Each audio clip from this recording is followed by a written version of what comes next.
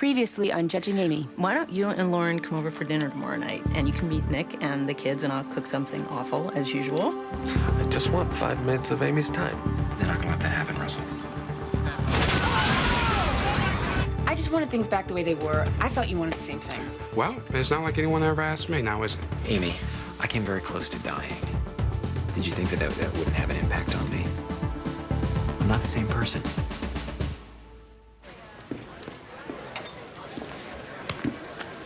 Hey, I would have brought you peace to your cave. I know how you abhor the huddled masses. I don't want you to strain yourself. Welcome back, Vincent. We missed you.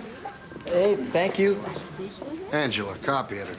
The man approaching you with the scowl, your boss. Him, I remember. Good God, Vincent. Our leader is cakeless. Heads will roll. Ignore him. He's upset over the possibility of peace in Ireland. Yeah, well, welcome back, Gray. All things considered, your memoirs are coming along very nicely. Yeah, thanks. Yeah, look, I'm eager to get writing again. Hey, you just got out of the hospital like 5 minutes ago. Why don't you take it easy? I think you should do a story on rising gas prices across the country. I want you to make some calls. Lan, come on. I'm not a cub anymore. Give me something. Vincent? Yeah. I'm sorry to interrupt your party. I didn't realize you'd be celebrating. Well, I'm sorry. My memory's a little off. Phyllis Younger, Russell's mother. Oh, my God. I didn't recognize you. It's been a long time. I'm so sorry about Russell. I thought you might come to see me. I thought you might have something to say to me.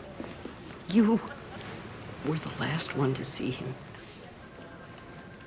I want to know what happened that day, what you said to him.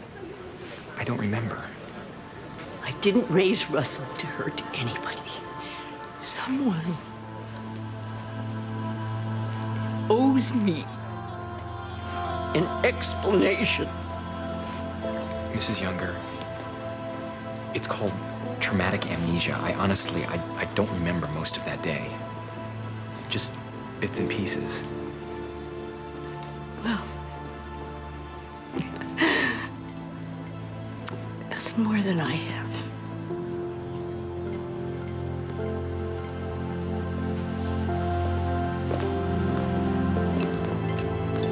Would have you believe that this was a simple case of a fistfight gone wrong.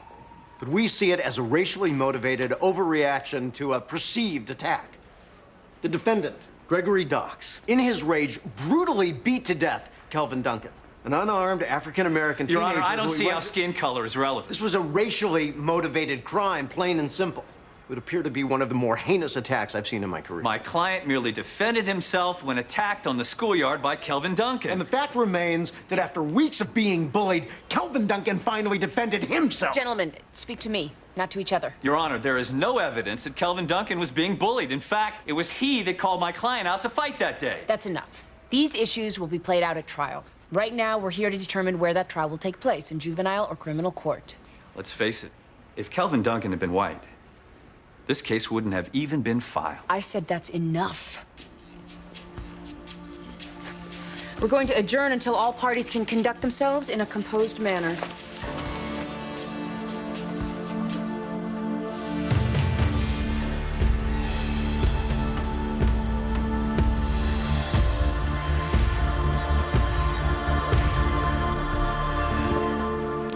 Guess who? Let me see. Sophia. Hey, how did you know? Finely honed intuition coupled with unqualified brilliance. I felt the bracelet that I gave you when you went back to school. Well, you're still pretty smart. Is everything all right? Yeah, everything's good. I'm graduating this year, working part-time, and I got a boyfriend. Good. I'm pregnant. Now, don't get that look. I'll still go to college, just not next year. But, Really, Maxine, I'm happy about this. I mean, Craig's a good guy. He's funny, he's smart, smart guys don't get their underage girlfriends pregnant. How could you let this happen? Weren't you using anything? Yeah, sometimes. We thought we were safe because he's on the swim team.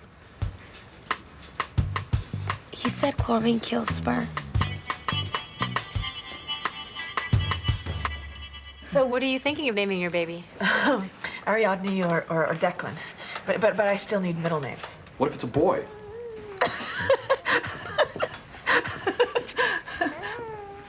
Declan is a boy's name. Oh. Oh. Elvis Costello's real name. Well, I didn't have enough candles, but that's what you get for being married so long. Mom. Happy anniversary. Oh, Maxine, that's so nice of you. You remembered. Well, I know you like pecan pie. Ready? Wow. So how long is it, you guys? 14? 15. Feels a lot longer. I mean in a good way. What are you guys doing to celebrate? I guess we're doing that now. No, you have to do something together. Alone, a couple's evening. Well, those days are over for a while. Right, Daddy? Well, they are if you keep calling me Daddy. It's a romance killer if there ever was one. Oh, come on, honey. I'm joking. And I think Mom is right.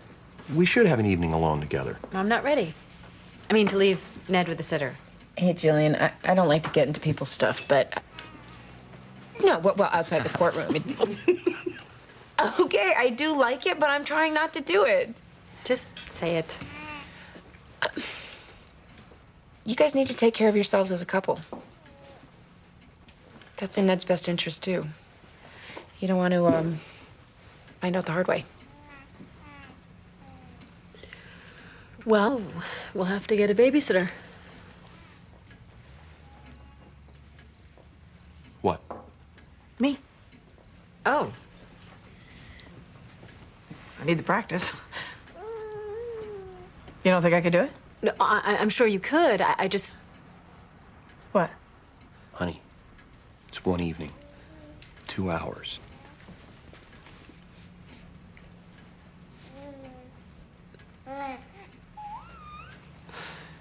Cool. You and me, Nedley.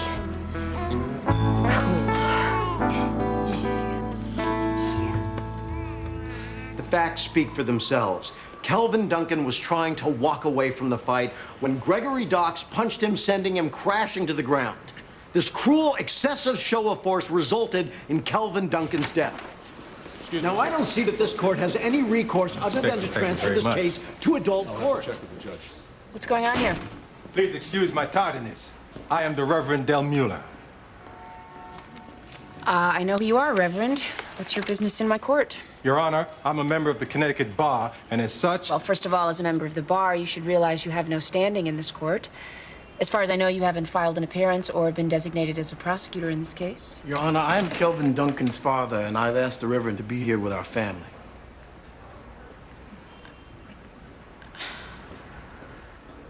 Well, Reverend, as you know, these proceedings are normally closed, but I will allow you to sit with the family as a spiritual advisor. However, I am aware of your affection for the spotlight, and I'm warning you that I will not allow you to turn this into a feeding frenzy for the media.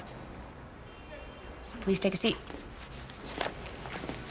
The decision of this court is not influenced by sensationalist tactics or newspaper headlines, but by full consideration of the law, juvenile law. There is a reason we are a separate entity. The unique circumstances surrounding juvenile crime can and will be taken into account here, as well as the nature of the offender. Now, Gregory Docks has no criminal record, and the credible psychological evidence suggests that his personality has not yet been fully formed. Therefore, it is this court's decision that Gregory Docks' case be heard here, in juvenile court. It is because of decisions like this that thousands of black men all across this country will lose their lives to vicious, racist attacks. Deputy, can you please escort all parties from this courtroom as the proceedings are now concluded? Thank you. America has given the Negro people a bad check, which has come back marked insufficient funds. But we refuse to accept that the Bank of Justice is bankrupt. Stay out of the hall, please. Excuse me.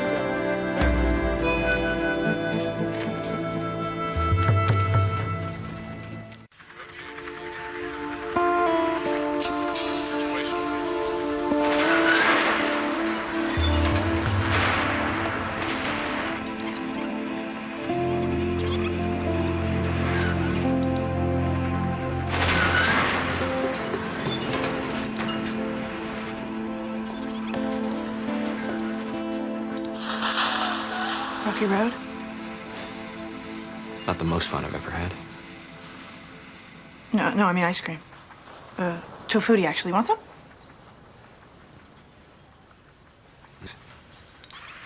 You want to watch something else? Deuce Bigelow, Male Gigolo. I rented it to celebrate you moving back home. No thanks. I was thinking, since Oscar's mom can't throw me a baby shower, for obvious reasons, I thought maybe we could have it here. Good. Can we choose the color scheme and party games another time? I was hoping it wouldn't come to this. I'm doing an intervention. What? Watching yourself get blown up over and over, that's not therapeutic. I'm trying to remember what happened, what Russ and I talked about. What? I hope you're not blaming yourself. He was crazy, Vincent. He was cuckoo. He was a friend of mine. I'm sorry. Weren't the cops listening to you guys? I wasn't wearing a wire. Yeah, but they would have used parabolic mics, so there'd be tapes. I watch cop shows.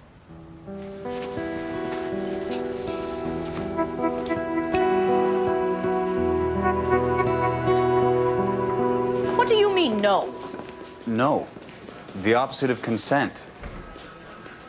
This Roseland preschool case is heating up, and I need you to focus on that. I can't have you setting up a sidebar. It's my own time. I'll be doing it in my own home, after hours. I don't care whose time it's on. I don't want you teaching a birth control class. Why not? Because it's a very tricky subject as far as the federal government is concerned. Sean, do you have any idea how much teenage mothers and their babies cost this state each year? Yes, I have that figure somewhere. But the fact is, our federal grant mandates that we can teach abstinence only. Now, you don't need to organize a special gathering to say that, do you? Teaching abstinence doesn't work, period. As long as these young people are going to indulge in adult behavior, it might behoove them to know some little things, like chlorine does not kill sperm. Maxine. I am sick to death of watching children throw their lives away for lack of information. Whatever happened to sex education in schools? The Welfare Reform Act of 1996. Well, it's a travesty, Sean, and it's our job to do something about it. I have to say, it's nice to see your enthusiasm has returned. You can teach the class. But I'm warning you, Maxine, shoot down all the old wives' tales you want. But the bottom line is abstinence. Is that clear? Of course. In plain and simple terms, Your Honor, the defendant refuses to take no for an answer. The victim, Michelle Taggart, has rejected his advances time and again. He sends her letters, puts notes in her lunchbox, writes her name on his clothes, calls her 10 times a day. He even created a website dedicated to her. How old are these children? They're both 11, Your Honor.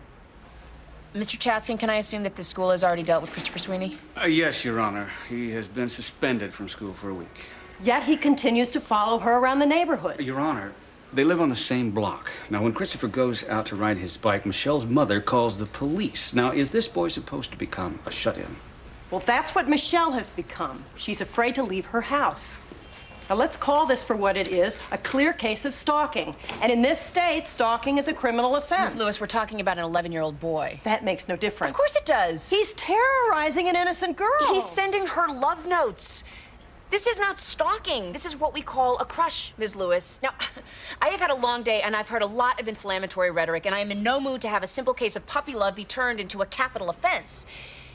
The juvenile court system exists so that children may receive appropriate treatment under the law, and sometimes that means not making a mountain out of a molehill.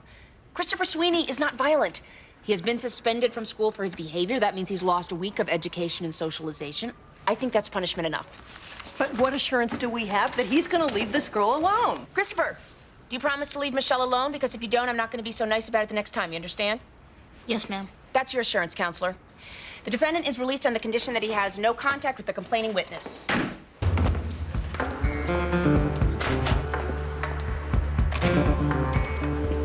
Abstinence. Tell me what it means.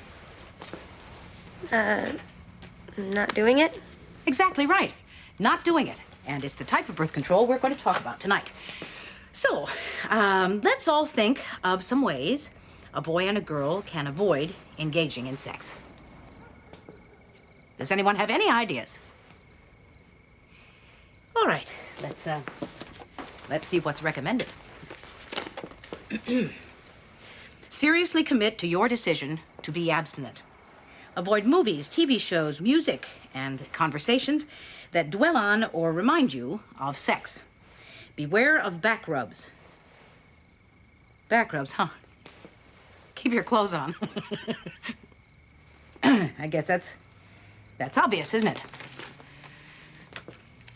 So, let's think of some things you can do with your boyfriend instead of having sex. Watch TV. Good. Watch TV. Eat. All right. So, instead of having sex, you could be eating and watching TV.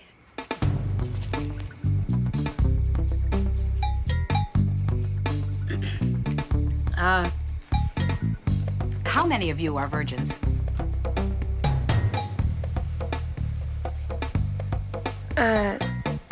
Kinda. So, if there's an emergency, God forbid, don't call Northeast Hospital. I know they're closer, but they put you on hold before even asking the nature of your call. Call Blue Hills. They're very, very helpful, even if it's just to tell you you're doing fine. You have our car phone and our cell phone numbers, right, Donna? They're on page 4 under communications. Right. Okay, come on, Jill. We're gonna get going. 7 o'clock reservation. Oh, and Donna, when you get a chance, take a look at the map of all the fire extinguishers and exits in the house. Check. And I've got Ned's schedule. As a matter of fact, if you'll excuse us, Ned and I have an appointment with some mashed banana. Okay. Nettie, Mommy, and Daddy are gonna go out for a nice adult dinner, and we'll be back around 10:30. Donna's gonna take really, really, really good care of you. See you later, buddy. Be a man. Okay. Okay, we're really going now. Bye, Donna. Bye-bye. See you soon. Thank you, Donna. And if you need anything, call.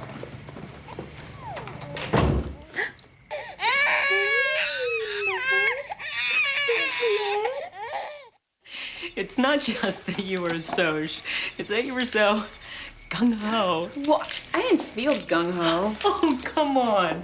You were sophomore class president. You were on the debate team. You were track star. I think you moved from clique to clique like a politician. Yeah, well, I remember you getting stoned in that alley behind the VOAG building with Janie Shootin'. You weren't exactly engaging in social debate. Well, we were nihilists. I mean, we were listening to the Sex Pistols and dyeing our hair green. And that was better? It was cooler. Charlie says I have to play Clue Junior because I'm the guest and have to do what he says. Was there a compromise game? You tell Charlie that I said if he isn't a good host, he's going to be speaking without teeth. Okay. Okay. Well, if there's anything I like better than a pretty woman cooking my dinner, it's 2 pretty women cooking my dinner. Hey. Hey, babe. Amy, this is Nick. Nick, this is my old pal, Amy. Doesn't look old to me. She looks just right.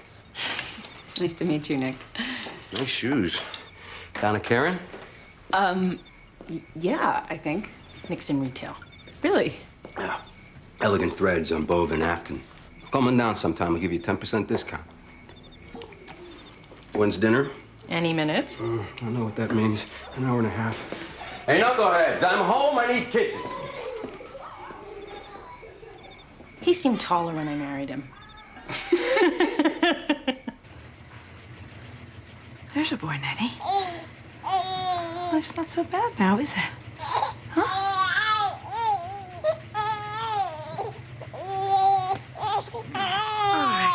All right, I know. It's a terrible thing. Oh, here we go. Hey, what do you have here? Some mashed banana. Hey, here we go. No.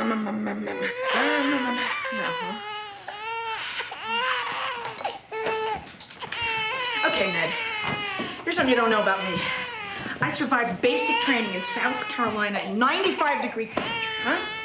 So this crying thing, it ain't gonna work. I'm not your match, kid. I don't know, but I've been told the box keeps pant is strong and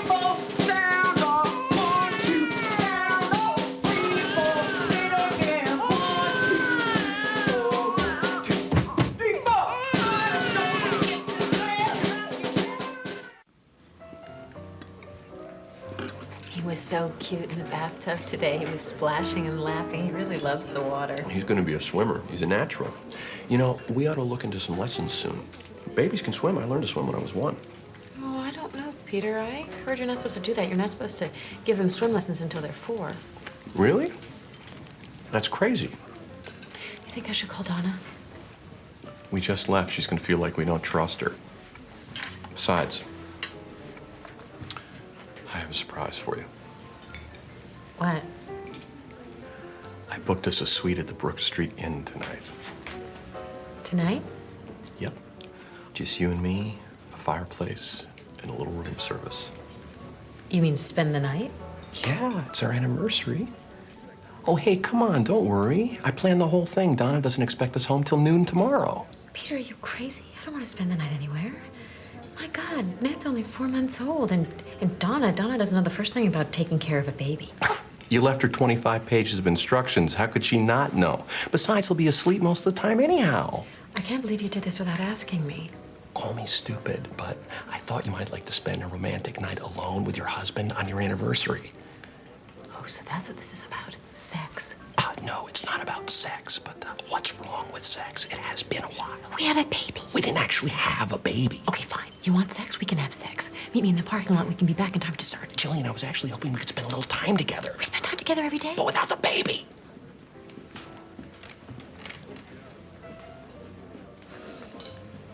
Don't get me wrong. I love Ned more than anything. But I miss you, Jill. I miss her marriage. I thought it would be a nice thing. It would be nice, Peter. I just need a little time to adjust. Can't you understand that? We've been together for 15 years. I've only been Ned's mother for a few months. I know I'm nervous about it, high-strung even. I just want to do it right. I don't want to let anyone down.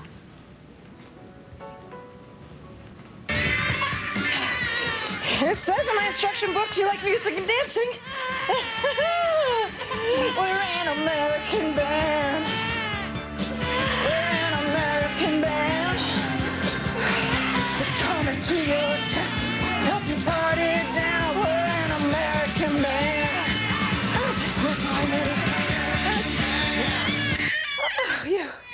You're a rock and roll baby, aren't you? You. How about something else? Let's try something else on for size, huh? Oh, I know how you feel. I feel that way too. Look, we just gotta stay cool. Mommy and Daddy are counting on us, okay? Oh, look, your favorite book. But wait, why do you have to take a pill every day if you're not having sex every day? Fallopian tubes, named after Dr. Gabriel Fallopius, a man. Girls, the truth of the matter is that men are all over your sex organs, and they always have been. Now, once a month, an egg is expelled from your ovary during ovulation and travels down one of these tubes. Why do we need to know this stuff? Just give us some condoms so we can go home. I followed all the instructions. I did everything they told me to do, and he just kept crying and crying Donna, and crying and crying. Donna, go wait in the kitchen, get yourself a glass of water, and I'll be in a moment. Okay. Oh, the baby. Oh, the man. Yeah. There he is. Ladies, this is Ned. Now, who wants to learn about ovulation? So, Amy, you're a judge, huh? Yep. Juvenile and Family Matters. Amy's the youngest judge in Hartford. I was at law school for a semester. Really? Yeah, waste of time. Just a lot of memorization. I mean, no one thinking for themselves. I was not cut out to be a lawyer, too independent-minded. I bet I would have made a very good judge, don't you think, Law? I don't know, hon. You do seem to have a lot of opinions. I'm always handling disputes between the gals at work. I'm a good listener. I'm a real good people manager. So tell me this. Why don't you judges ever sentence anyone to the death penalty around here? I mean, why is it on the books if we're not using it? Well, Nick, it's a complicated issue, and I'm really not supposed to express my political beliefs outside the courtroom. I can tell she's a lawyer. Bobbing and weaving, bobbing and weaving. It's okay, Judge. I'll let you off the hook. No, but for the record, as a juvenile court judge, my job is to try to protect the public by helping kids, not Well, some punishing kids are them. beyond help. Well, I know. I grew up in Hell's Kitchen. They were tough then. They're even tougher now. But we're talking about children, Nick. We're who not are talking- committing adult crimes and therefore should be punished as adults. Amy knows what I'm talking about. She sees this every day. It's like an epidemic. It's not that bad. How would you know? You haven't read a newspaper in 10 years. Why should you read a newspaper with you around, Nick? You obviously know everything.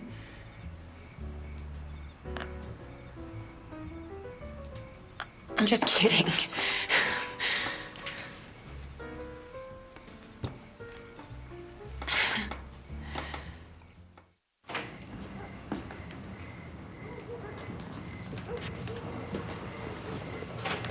Oh, Peter.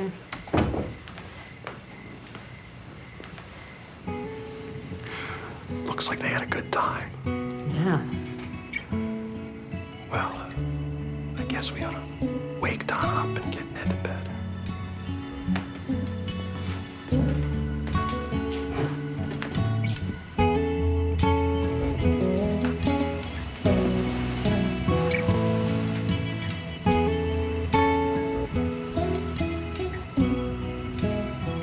Let's let them sleep.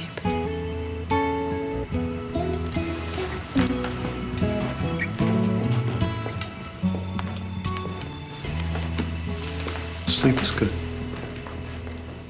Let me get this straight, Mr. Dox. Your testimony is you were in shop class at the end of the day. And as you said, your teacher, Mr. Kane, ragged on you for making a mess and you started cleaning up. Is that correct? Yes. Yeah, and shortly thereafter, you say Kelvin tossed his leftovers into your pile, which upset you, right? Yeah. Then after class ended, you were on the outside staircase, leaving school when Kelvin shoved you, and your testimony is that you fell down. Yeah. He pushed me down the stairs for no reason and then started trash talking me. And you wanted to confront him. Objection. Sustained. Conclusion. But Mr. Dox, you charged up the stairs after Kelvin, didn't you? Well, yeah, but when you got to the top of the landing, Kelvin was now being held by Mr. Kane. So even though Kelvin couldn't attack you, you still threw a punch at him, didn't you? I didn't want to hurt him, but he was... Your Honor, please instruct the witness to answer the question. Gregory, what were you thinking when you hit Kelvin?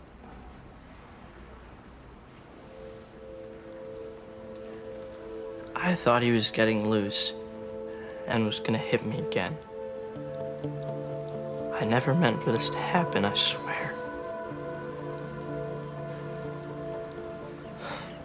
He looked so surprised, he wasn't even mad. And then he fell back and he hit his head.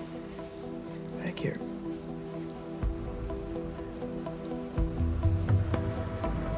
I should have just done what he said.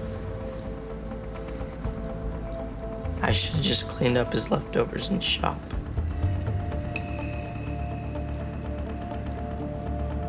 I have dreams now. Dreams every night about killing my friends.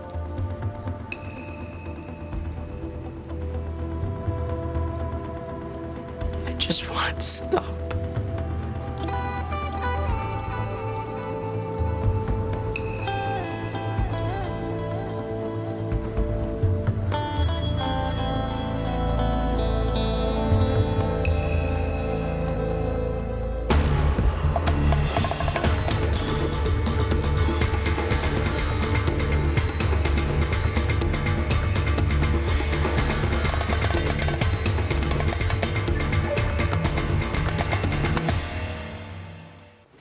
Can you explain this?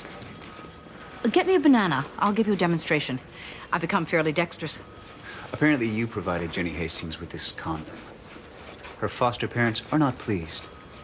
Perhaps they'd be happier if Jenny came home pregnant. Well, give me that if it makes you so uncomfortable.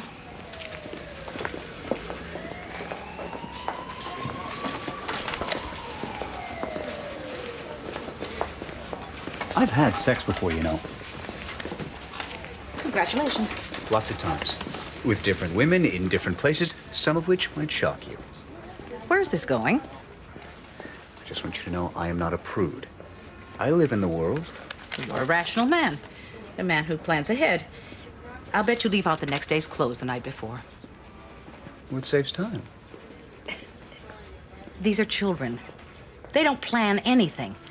Most of them think that abstinence means only having sex with their boyfriend. Some of these girls see it as the only love they can get. Just say no is ludicrous and ineffective advice. Nonetheless, DCF cannot use federal funds to promote sex by giving condoms to underage girls. I'm not promoting sex. I'm promoting birth control and disease prevention. Now you look me in the eye and tell me I'm wrong. Just because you're right doesn't mean you win. That's part of living in the world, Maxine, maybe the hardest part. So unless you're going to change the world... That is exactly why I do this job. To change the world. And you, Mr. Potter, are too damn young to give up your ideals. 2 boys. 1 white, 1 black. A schoolyard brawl. 1 teenager dead. That's right. And justice must be served. I don't believe you filed an appearance in this case, sir. Throughout this trial, we've heard repeated testimony by both sides that the first punch was thrown by the deceased, Kelvin Duncan, and that Gregory Docks was merely defending himself. The issue is whether excessive force was used in that defense. It's a rhetorical question, Reverend Mueller. You speak up again and I'll have you removed. Now, given the defendant's testimony, the question now is whether there is credible evidence that Mr. Duncan was about to hit Mr. Docks. It is clear to me that Mr. Docks did not intend to kill Mr. Duncan. But it is equally clear to me that he struck him in anger and without legal justification. At the end of the day, I can't get inside Gregory Docks' head. I don't know whether what he did was racially motivated or not. But what I do believe, beyond a reasonable doubt, is that as angry and upset as Mr. Docks was when he charged up those stairs, he did not do so in self-defense. Accordingly, I find the defendant delinquent of the crime of manslaughter and commit him to DCF for 3 years. 3 years?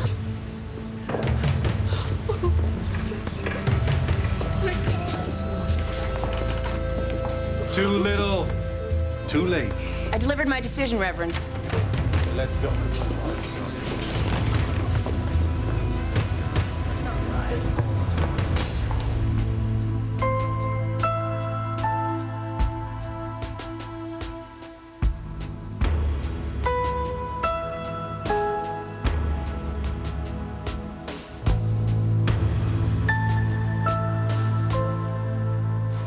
We had 3 parabolic mics on him.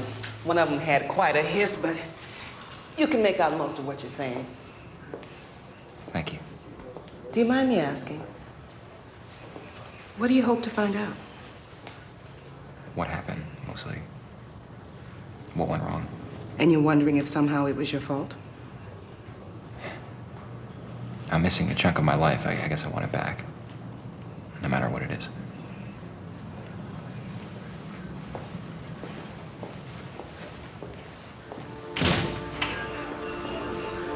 I'll be outside if you need anything.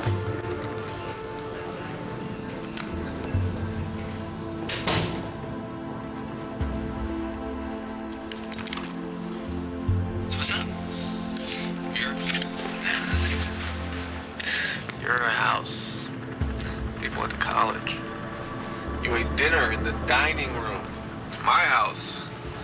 Old man always drunk, Mom. Making TV dinners when she wasn't too depressed. And I swore when I grew up, I was gonna have a happy family like yours. Come on, Russ. You kids need you. Let's walk away from this. I'm gonna go tell the cops you're ready to talk. Okay? Yeah, okay.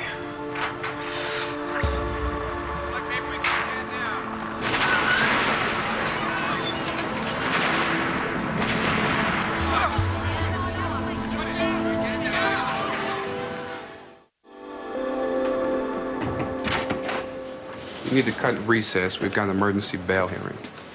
All right. I gotta ask you something first.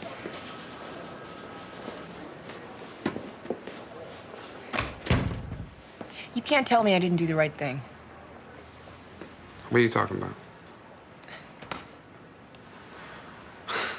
You don't need my approval. And why do I think I do? Because I'm the only black man you know.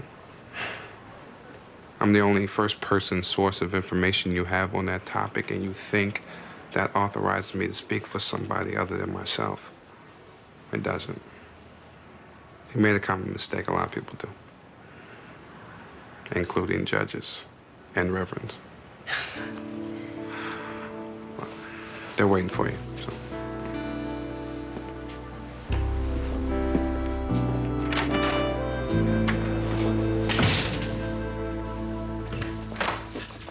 Vincent, what a surprise.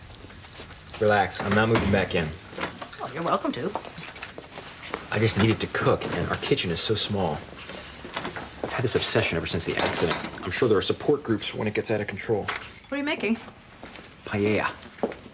It's out of control. Vincent, you need a sous chef for paella. Congratulations. You're hired. This is a very difficult dish, Vincent. I got a college degree. In comparative literature, which means you should read about paella. Oh, hey. You want to soak these clams? It's precisely what I'm in the mood for.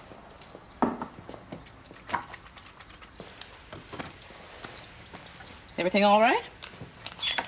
I listened to the tapes today. Me and Russ. Why? His mother came to see me. She wanted to know what we talked about, and I couldn't remember. Did you learn anything? Just I did the best I could, and it didn't make any difference.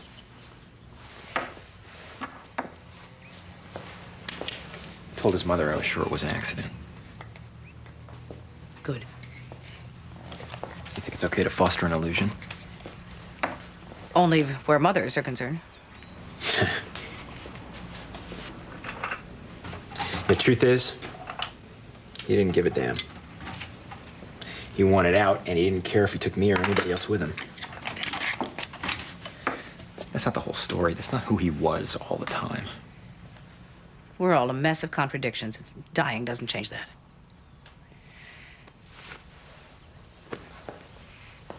I still disagree with your father from time to time.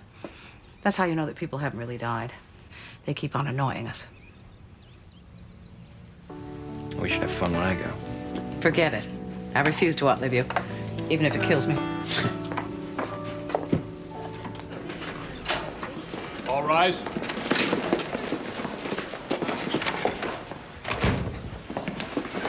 What's going on?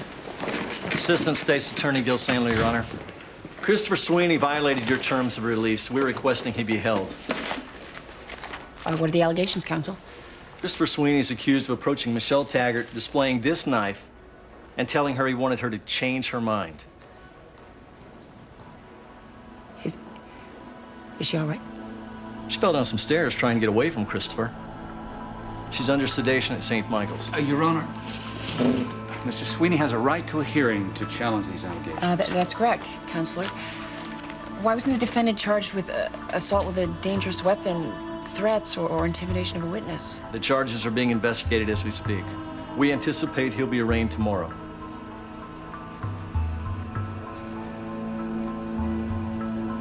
All right.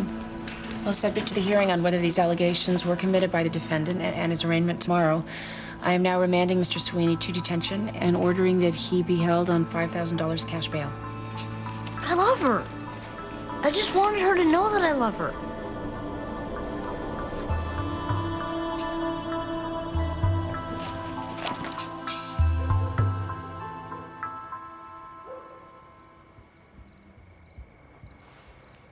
Ma?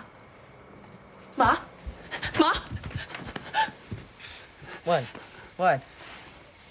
What's wrong? What happened? What? I put my legs up on the bed to ease my lower back, and I must have nodded off. Well, I thought you had a stroke. You know, you smoke too much. You eat fried cheese. You worry too much. Amy, I'm fine. I fell asleep. What's your excuse? I hate Lolly's husband. Then we must have him killed. Oh, my lumbar region is so tense. It's pulling up my socks. He seems like a nice guy. He's all funny and choky and handsome, but he always takes center stage, even when it's Lolly's turn. Amy, I know this man bothers you, but, that's not the reason you're prowling the halls at 1:13 in the morning.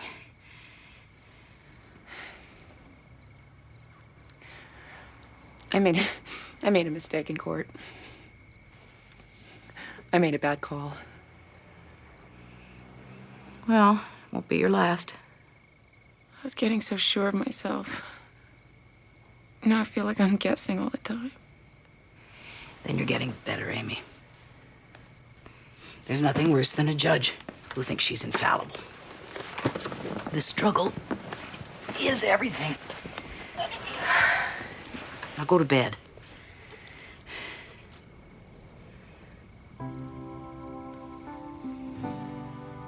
Do you want to sleep with me? No, Mom, that's very sweet, but no thanks. Night then. Night.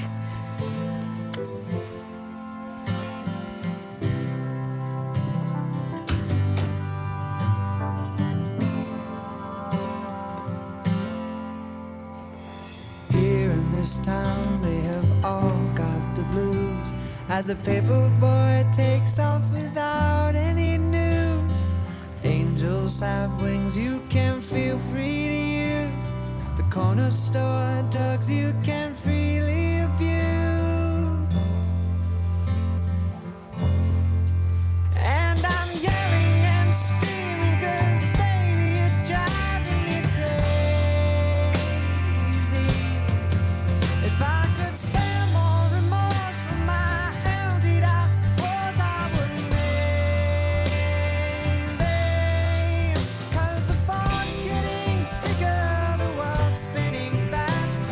The chaos is building, it's going to last. And it's so hard to see, and you're so hard to find. The days when I think I am losing my mind.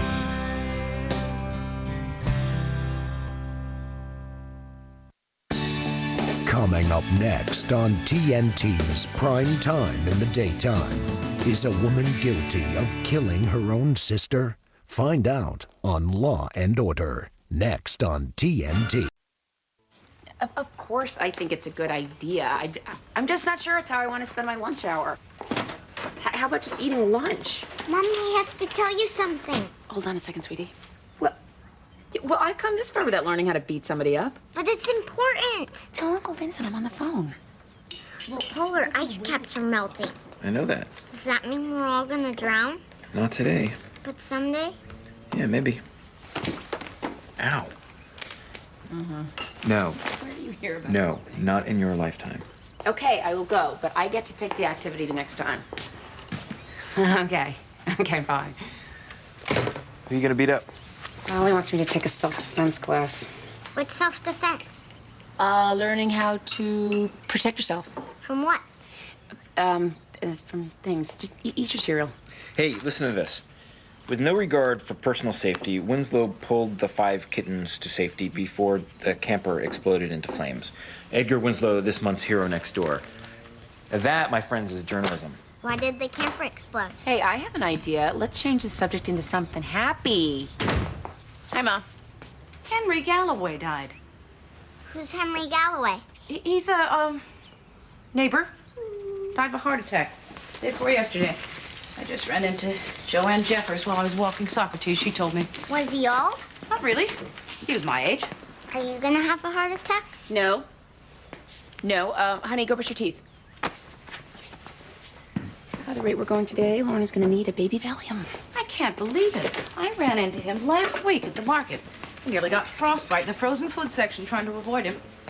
Why were you avoiding him? You know why. Mom, Vivian was your best friend. She knows where I live. She's had 15 years to apologize. Maybe now's a good time to make up. Didn't this have something to do with a boat? No. It was much more complicated than that. I'm sorry that her husband died, but that doesn't mean that it erases everything that happened between us. I'll make her a cake. That's as far as it goes. Well, our ice caps are melting.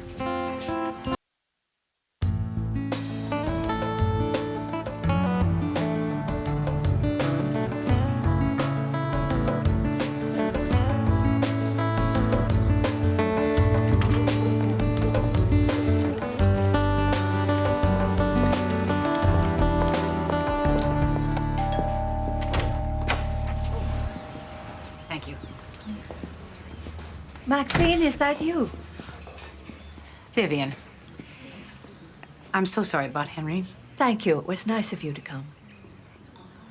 I know when Edward died, I What felt... did you bring? Oh, a chocolate pound cake. Henry used to love that. Of course, I'm allergic to chocolate. Oh, I'm sorry. I completely forgot.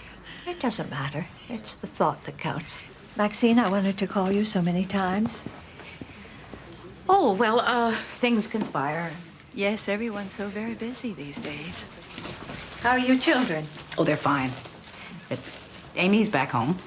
She has a daughter. She's a judge now. I'm meeting with Peter about Henry's insurance. Oh, he didn't tell me. I asked him not to.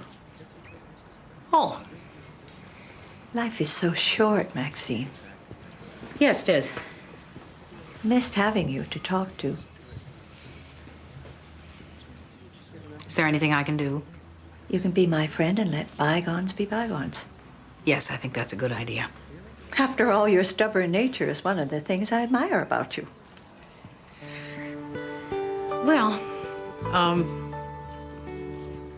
you know where to find me, Vivian. Well, thanks again. I know this wasn't easy for you.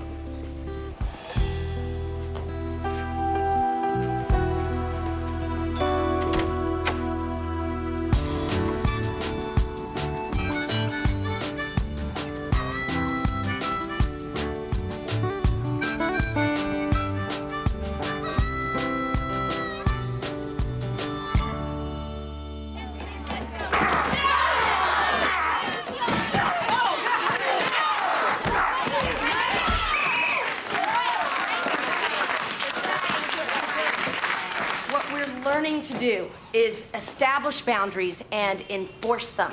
Okay, know what your own boundaries are and don't let anyone beyond them. Okay?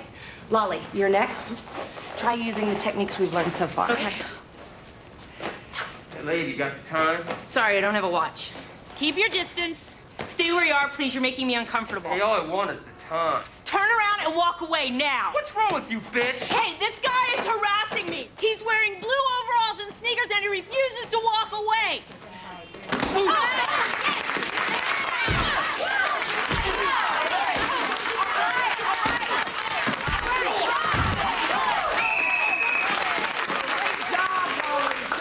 Terrific.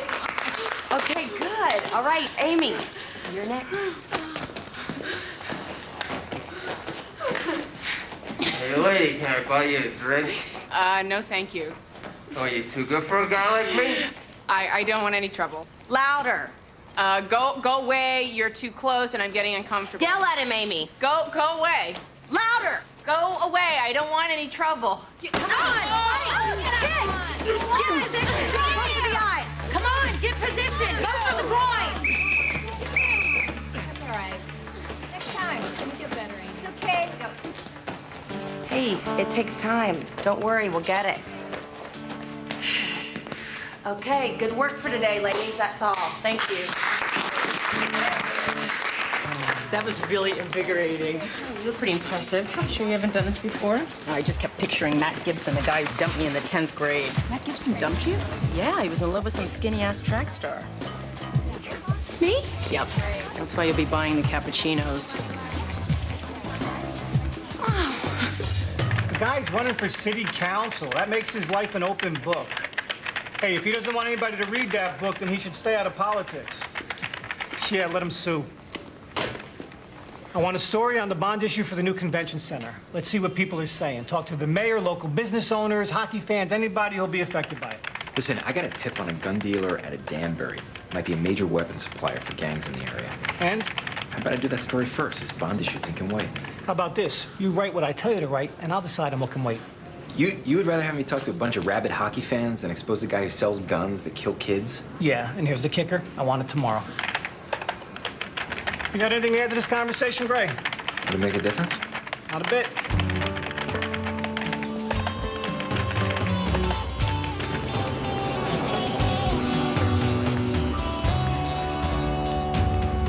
Your Honor, Milton Lattimore was a billionaire. There's no proof that he even met the plaintiff, much less fathered her child. I have affidavits from 3 persons, Your Honor, who saw them together on several occasions. Yeah, 3 people in Thailand. This paternity suit is a shameless attempt to extract money from the deceased.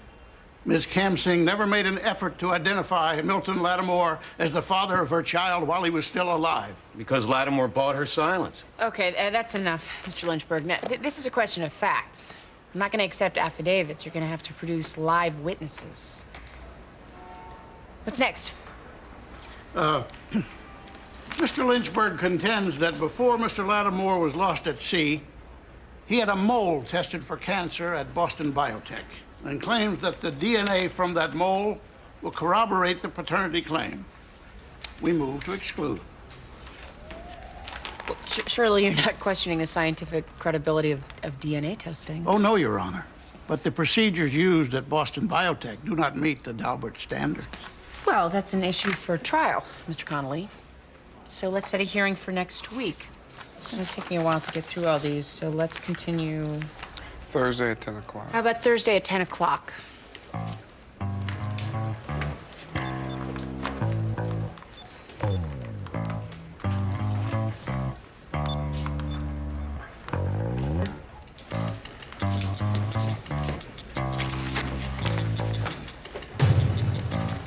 No good, Your Honor. Friday at 3. Friday at 3. Nope, Friday's no good either.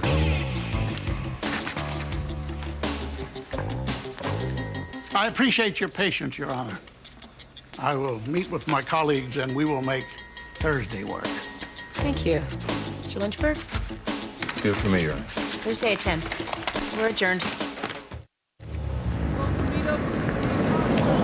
Sean, I just need a minute. I don't have a minute. Then I'll take a second. I was reading the file on the Colvin girl. Colvin girl? The 3-year-old in the Rosen preschool case. Her parents withdrew the complaint because the DA said the child was too young to testify. So she's not really part of the case, is she? I talked to the parents and they changed their minds. They want to proceed. It turns out they took her to the doctor twice because of unexplained injuries. Maxine, doctors are mandated reporters. If they suspect child abuse, they're obligated by law to report it. I'm aware of that, Sean. Well, then if the doctor didn't report it, we have to assume there was no abuse. I try not to assume anything. You know that. Sometimes pediatricians don't want to bother. All that paperwork, and they're afraid of losing clients. So you're going to accuse the doctor of lying? No. I just want to talk to him. All right.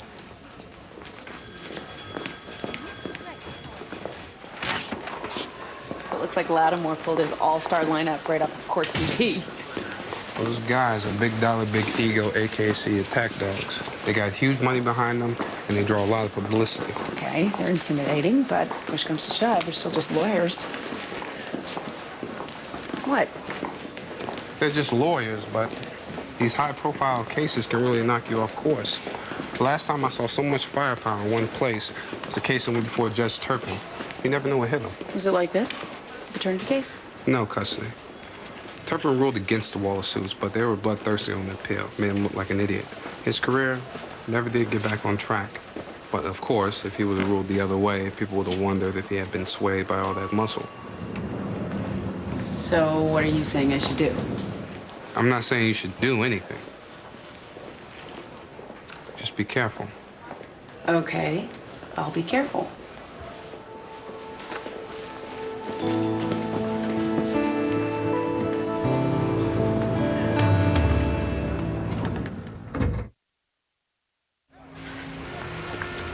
I can't tell you how much I appreciate this. Don't worry about it. Yeah, I bet you're missing work.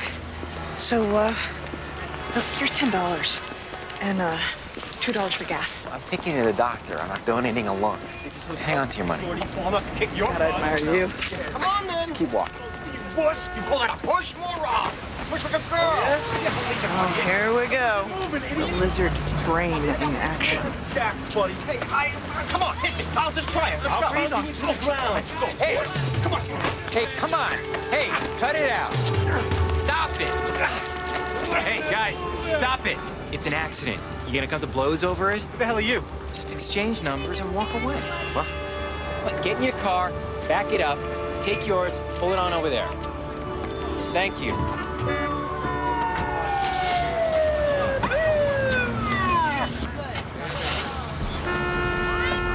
Whoa! That was the most heroic and courageously brave thing I've ever seen in my entire life. Bar none. End of story. Case closed. Two guys to get in their cars. Oh, no. That was like something Bruce Willis would do. I mean, early Bruce, before he started seeing dead people. Weren't you scared of those guys? I didn't really think about it. I'm not convinced anything happened to the child. Then the evidence will bear that out. But if there was a suspicion of possible sexual abuse, you should have reported that, and we would have investigated that. What evidence? Lisa Phelps brings her son Kenny in, saying his wrist hurts. So we x-rayed it, and right there you can see it's fractured. Dana Colvin brings her daughter in saying that she's acting weird. There's no x-ray for that. There are symptoms. Nightmares, bedwetting, unexplained bruises. My 5-year-old had nightmares when our poodle died. And he's always covered in bruises. He's a kid. Diane, we're gonna have to set Kenny's arm. Tell him I'll be right there. Right away. Mrs. Colvin said there was evidence of vaginal tearing. There are many ways that can happen to an active 3-year-old. Yes, and one of them is sexual abuse. Mrs. Gray, I don't mean any disrespect, but I've had experience with DCF before. Everybody's a monster to you people. Then Sasha's medical records will verify that my suspicions are groundless. Those records are confidential and can be interpreted half a dozen ways. You're a mandated reporter, Dr. Bellamy. You're supposed to report, not interpret. I don't want to have to notify the medical licensing board. You gotta be kidding me. It's up to you. Sales are up 8%, with projections for next quarter even higher. Well, then we're on the same page, because we've got something new that we're really excited about. It's a 3-in-1. It's a homeowner's, an auto, and a personal umbrella liability all in one package. Really? Well, that would work well for us. And we're targeting homeowners that pencil out at $500,000 or more. I think I've got the perfect candidate. Phil Bennett. Let's see, house is 15 years old, roof good, plumbing good, interior alarm system. He'll probably jump at it. Here he is. We covered this caddy he's so proud of. His wife's car, too. Oh. This brother's got a $500,000 house? What does he do? He's a pharmacist. Oh, that's what he's calling himself. Makes house calls, too, I imagine, huh? Crack house calls. Oh, no. Okay, now, where were we? The 3-in-1 package. Right. Now, Peter, I want you on board. So give us a heads up if there's anything you need. Okay? Oh, yeah. Yeah, okay. Good. Anybody hungry? I am starved.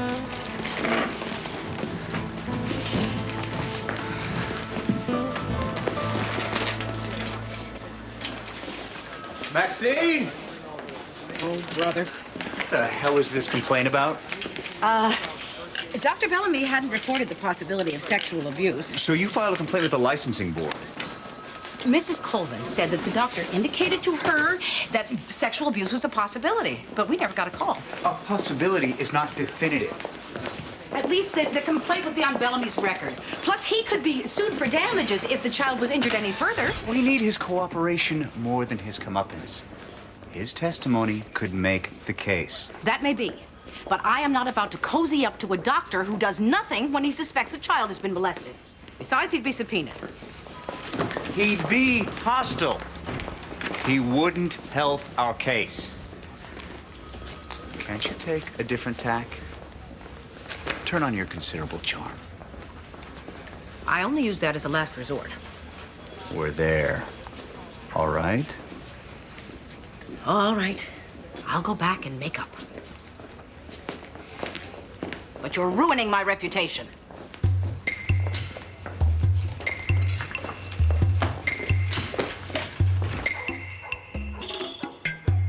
Can I give Socrates some pepperoni?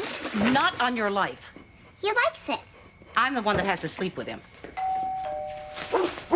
Amy, can you get that? Lauren, get ready for bed. Vincent, would you let Socrates out for his evening constitutional? Come on, boy. Let's do some business. You have to stand by the door. He gets embarrassed if you watch him. Mom, it's Vivian Galloway. She returned your cake pan. She wants to thank you. Tell her I'm not home.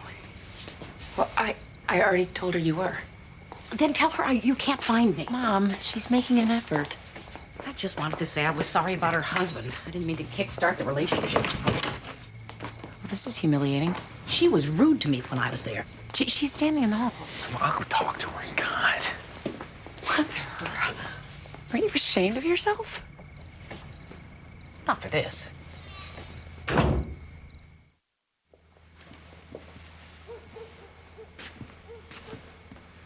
Mrs. Galloway, how are you? Vincent Gray. Look at you. You're a grown man. Actually, I've looked like this for quite a while. Of course, you're a year younger than Jason. And he's a father now. He's got 2 little boys. That's great. And how's Maggie? Oh, she's a free spirit, you know. She's studying something in Paris. I forget what. I'm sorry about Mr. Galloway. Thank you. Was the carpet always this color? I think this is new. Maxine always did love to change the house. That's a different light fixture, too. My mom is, tied up right now. She's involved with something. Truth is, she doesn't want to see you. Why? I don't know. That woman can latch onto a grudge, can't she? Well, I don't really know what happened, so... Henry thought your father should pay for the insurance on the boat because he used it more and because he was in the business, which made perfect sense. Mrs. Galloway. Since we never made your family pay for the fence that you ran over when you were learning how to drive, not to mention the hours of listening to Peter play that god-awful guitar. You know what? I really don't want to be in this. Of course you don't. You're a Gray, aren't you? Running away is your specialty. Mrs. Galloway. Good night.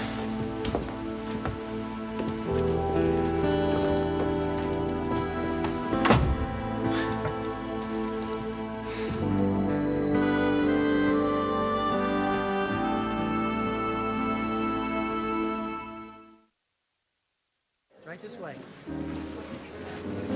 See what I'm saying here? Watch your step.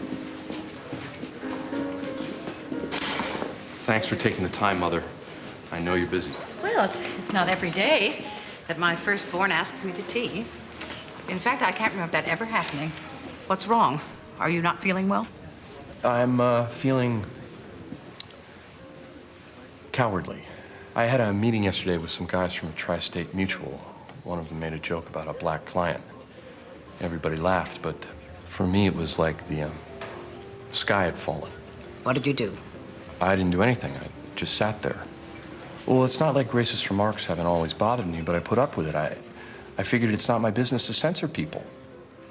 But now, because of Ned, I feel I have a responsibility, and if I don't speak up, I'm letting him down. It would have been good if you'd said something. But you didn't. Well, I wanted to say something. I wanted to tell them all to go to hell, but I'm no good at confrontation. No one is good at confrontation. You are. Perhaps. We do a lot of business with these guys. What am I supposed to do? Call them all bigots and storm out? I need them. No, Peter, you don't. Ma'am? Thank you. For you, sir? Thank you. Did we make a mistake adopting Ned? I mean, can we really raise him with any sense of ethnic identity? Are we cheating him? He's your son, Peter. Love him. That's what matters. But I want him to learn how to be a strong, proud African-American man. Teach him how to be a strong, proud human being. He'll have to figure out the rest of it. But I'm never really going to understand the way my son sees the world. Or how the world sees him. No one can live another person's experience, Peter. And if you try, you will be cheating him. You want Ned to grow up able to look the world in the eye. You can teach him that, if you know how to do it yourself. And I think you do.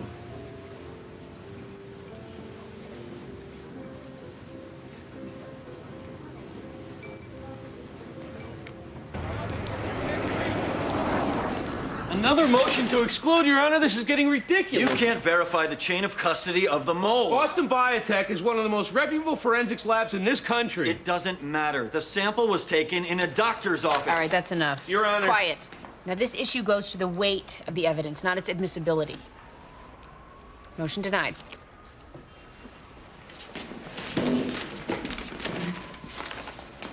Approach, Your Honor. With all due respect, Your Honor, may I point out a possible conflict of interest? What conflict is that? In 1988, you wrote an article for the Harvard Law Review criticizing a New London judge for suppressing DNA evidence in a paternity suit. Checking up on me, Mr. Connolly? Just being thorough, Your Honor. But in all honesty, how can you rule impartially on arguments against DNA evidence when you made up your mind 12 years ago? By taking an oath to do so, Counselor. Would it not be more appropriate to recuse yourself? Do you want to make that your next motion? No, Your Honor, not at this time. Then step back. What else? Your Honor, we move for a change of venue. To Thailand. You crazy! Your Honor. Sit down and shut up. Quiet! I'm not going to tell you people again. Direct your comments to the bench. I'm getting tired of this. I need a minute. 10-minute recess.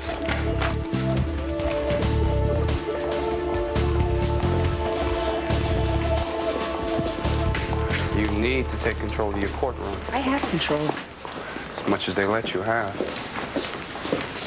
In law school, I wanted to intern as a clerk in Connolly's law firm. My Civ Pro professor said I didn't have the taste for blood they wanted. Now I see what he meant. Look, if you let them bully you, any ruling you make will appear tainted. First you tell me to be careful, then you tell me to be tough. Which is it? If you don't want my help, just say the word. Of course I want your help. I just want it to be consistent. If you allow the delays and disruptions to continue, you're going to see similar conduct in all your cases. We'll tell Connolly to submit his last motion in writing and then continue the whole thing until Friday. Everything they do is orchestrated for a fact.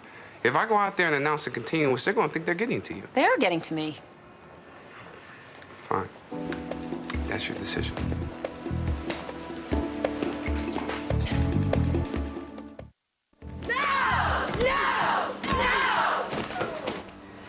He's not moving. Now what? Run for help! Yeah, what if he's dead or dying? Well, it's not against the law to kill someone who's trying to hurt you, Amy. You know that. Yeah, but I don't think I could kill anyone. I mean, that's just me. Okay, could you kill someone who's trying to hurt your child? Sure. Don't you deserve as much? You're her mother. Where would she be without you? With your mother. Oh, God. Oh, that is scary. Come on up, Amy. You're next. Excuse me, ma'am. Can I talk to you for a second? Please step back. I'm uncomfortable. Well, I'm sorry. I just want to tell you this is a bad neighborhood. I hate to see you walk around alone. Can I give you a ride somewhere? No, thank you. Really, I don't think it's safe for you. I'd hate to see anything happen to you. Well, why do you care? Well, I've got a sister your age. Come on, why'd you let me help? I feel responsible. Well, you're not, so go away. Please, I just want to help. Really, I want to help you. No, you don't. Stop saying you want to help me. You don't. Good.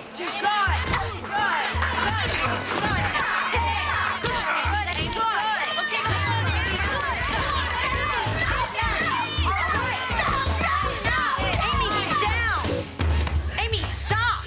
That's enough. Good. Good. What?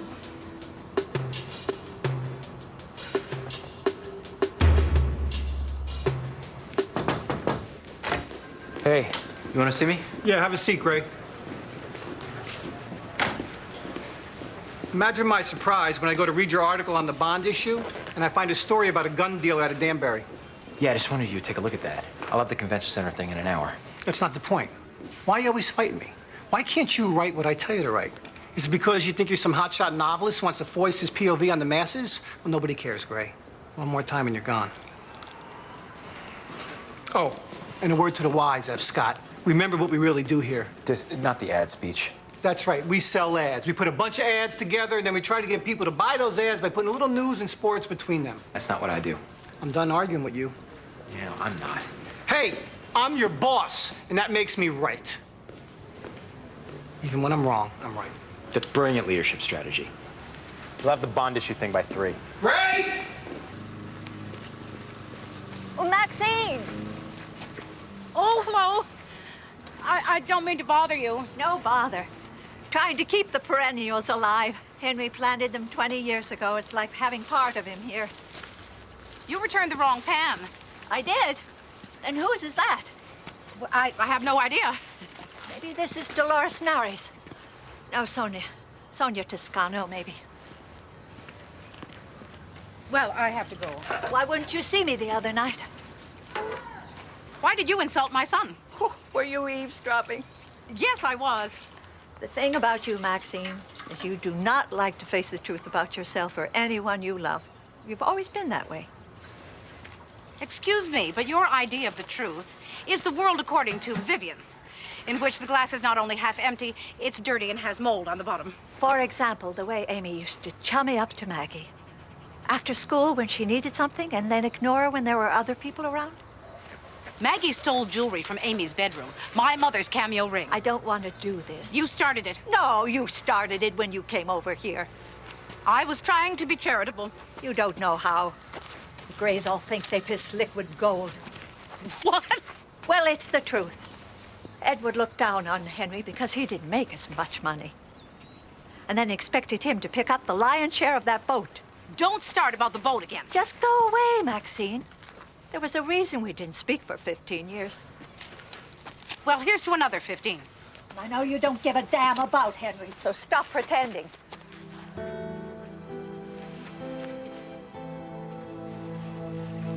My husband died 10 years ago. Where the hell were you, Vivian? You didn't even bother to pretend.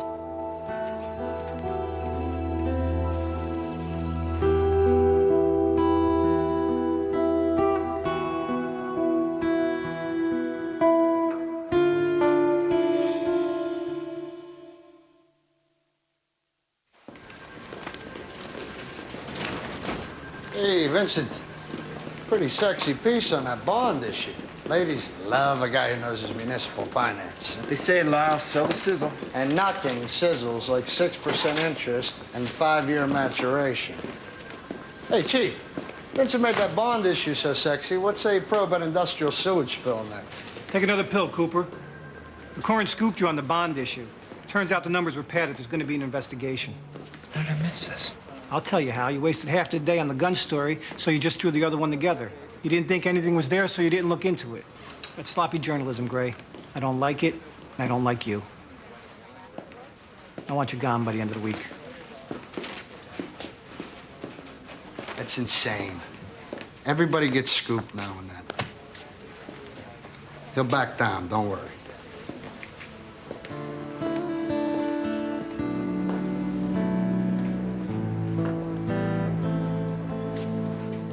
Bellamy? Diane, contact security. I understand why I'm not your favorite person, but I come in peace. Never mind. I have friends at the licensing board. I never meant to go through with the complaint. Is this just a game to you, ruining someone's professional reputation? No, far from it. There's nothing fun or whimsical about children suffering. I'm sure you agree. Sasha Colvin was abused by a teacher at her preschool. If your office had reported your suspicions, we could have done something a long time ago. Now we're fighting an uphill battle, and I don't want to be at war with you.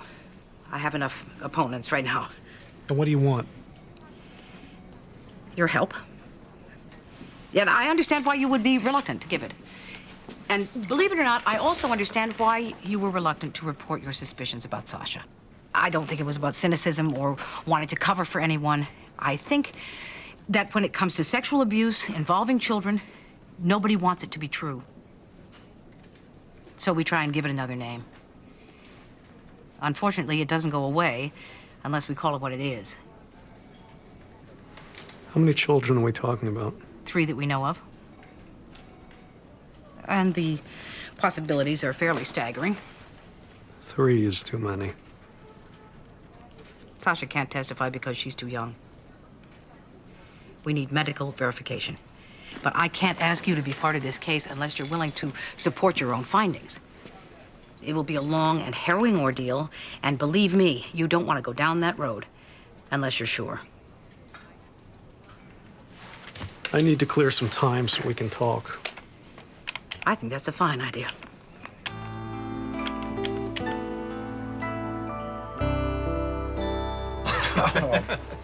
Peter, Stan tells me you're a die-hard Giants fan. Yeah, Peter just booked client seats for the Giants game next month. Oh, super. Now, down to business. Excuse me, guys, before we get started, I have to say something. It's a little awkward. The other day, some things were said that bothered me. I didn't object at the time, but, I need to set the record straight. What? The racial remarks. My wife and I adopted a biracial baby boy, so when you say things like that, it feels like an attack. I don't remember any racial remarks. I don't think anyone in our company supports racist humor, Peter. I'm sorry if you were offended. We certainly didn't mean anything by it. I mean, my racquetball partner's black. Well, I just wanted to get that off my chest. Sure. Glad you did. What's good here, Dale? You know me, steak extra rare. Just knock the wind out of it, hand me a fork. Excuse me, I need to wash my hands. Excuse me?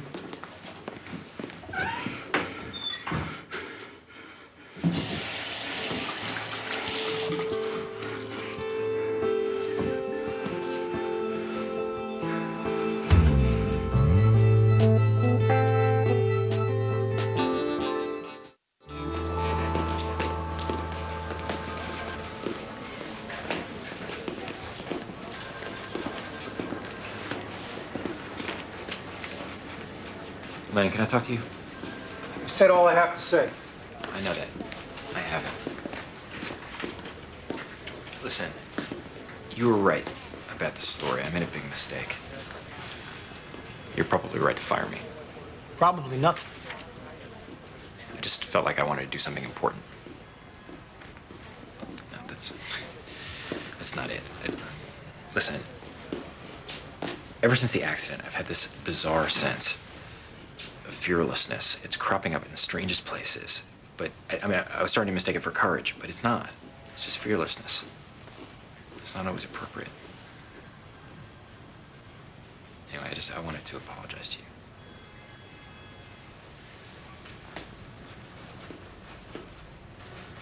You know anything about Buddhism, Gray? A little bit. Well, they have the saying. Before enlightenment, you chop wood and carry water. After enlightenment, you chop wood and carry water. Small things matter. Yeah, I get that now. You ready to chop wood and carry water? Yeah. Then I'll see you tomorrow. Thank you.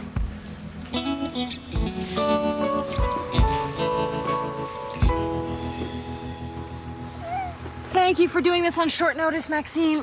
I completely forgot about the Neighborhood Watch meeting. Are you kidding? I love spending time with Ned.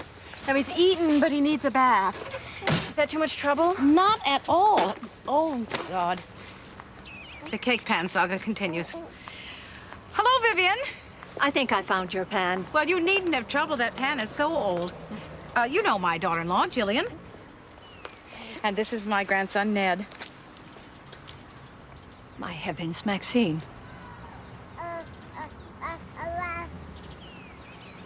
He's so beautiful. Oh, well, we think so. Oh, look at those big eyes. You just want to look at everything, don't you, Ned? You're a very busy boy. May I hold him? Oh, yeah, he may cry. He's going through a phase. Oh, you are just the most beautiful little person. I have grandsons, but they're too big to hold. I miss that. It's like holding a baby will cure anything. At least I feel that way. Oh, look at those little fingers. Aren't you something? You're so lucky, Maxine. Oh, I know. It's nice meeting you. Yes, you too. Thank you, Maxine. I'll be back in an hour.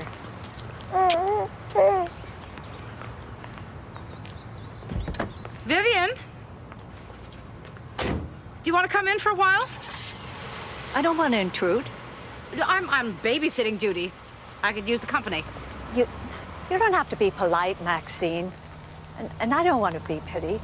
It's not pity, and you should know by now that I'm anything but polite.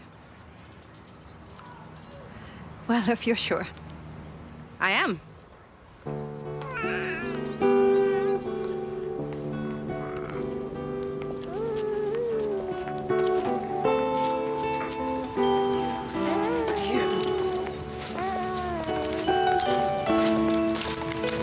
You never could do anything about your hydrangeas, Maxine.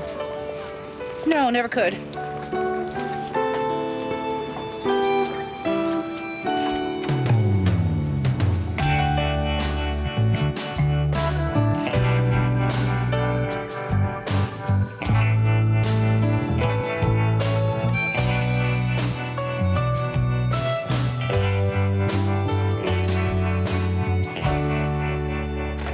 All rise.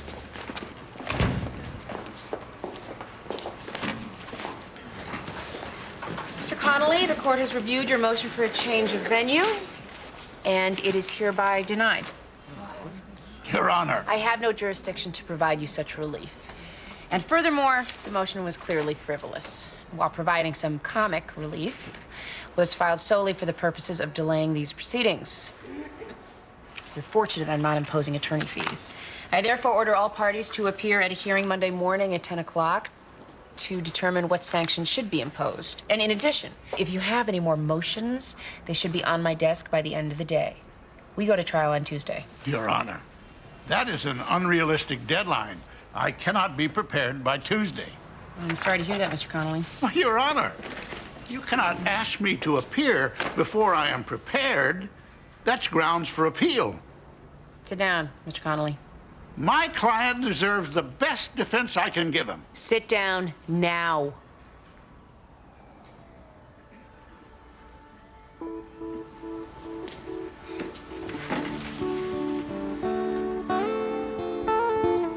Tuesday morning, 10 o'clock. Dismissed.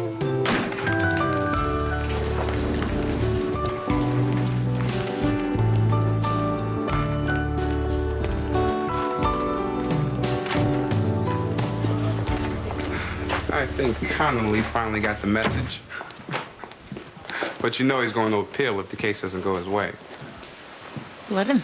No, I'm just saying, watch out for that. Make sure you play by the book during the trial. He'll jump on any mistake. And what did you think I was going to do? Make it up as I went along? Judge Gray, I'm just trying to help. No, you're not. This sounds like support, but it's not. Hey, don't shoot the messenger. I'm just letting you know how it's going to be. Well, that's not your job. And frankly, I don't know why you assume that anticipating everything that could possibly go wrong is helpful. Okay. We've had a long day. Let's just table this discussion. Here's what I think. I think you're still angry that I yanked you back into my courtroom. I apologized.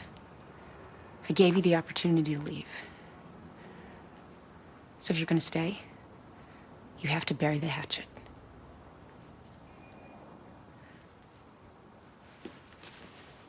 That's all.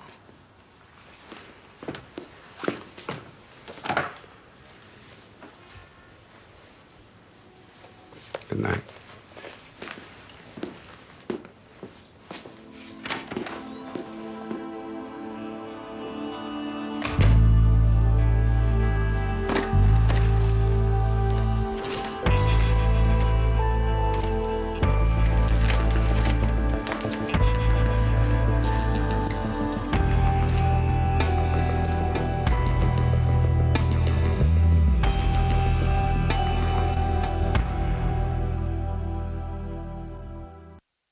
Coming up next on TNT's Prime Time in the Daytime, Amy presides when two rival students are on trial. All the drama of judging Amy, coming up next on TNT.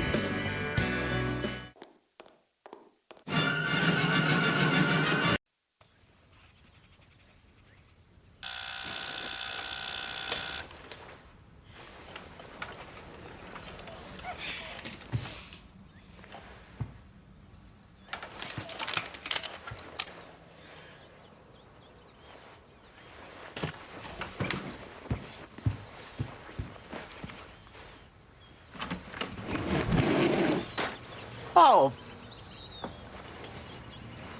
Oh, boy. Oh, boy.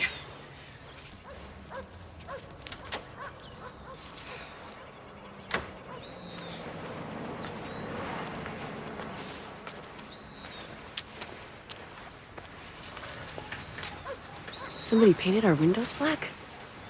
It wasn't me. I'm calling the police. I was asleep in my bed.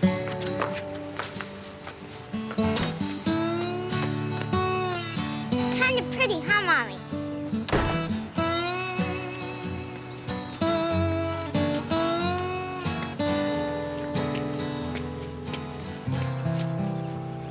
All the kids, but it's some of them. And she knows one Chew of... faster, sweetie. Last night you said chew slower. Yes, slower at night and faster in the morning. That's the new rule.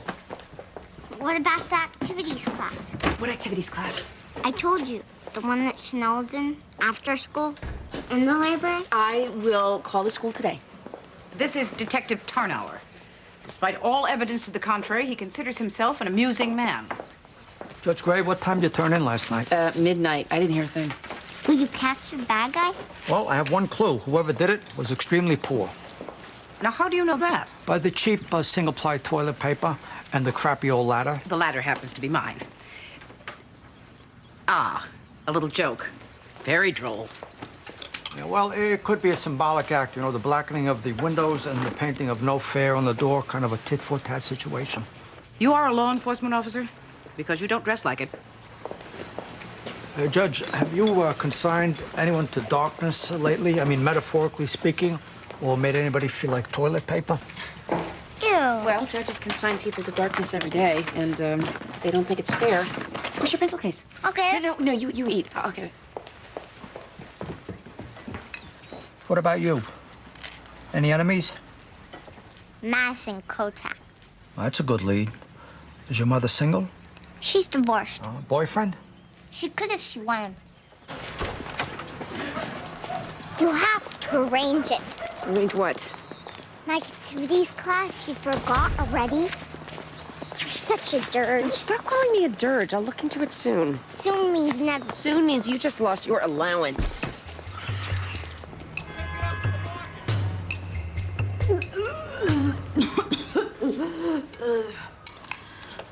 I heard intense nausea means an intelligent child. Well, then you're obviously carrying Albert Einstein. I want my child to attend the alma mater of my mentor, Judge Amy Gray. think you should focus a little closer at hand? What do you mean? I don't know. Read some pregnancy books, take some classes, have a birth plan.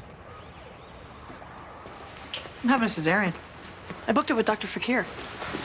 What kind of a doctor offers an elective cesarean? A very special doctor who graduated third in his class at the Caribbean Medical School. Oh my God. I know. And reasonable?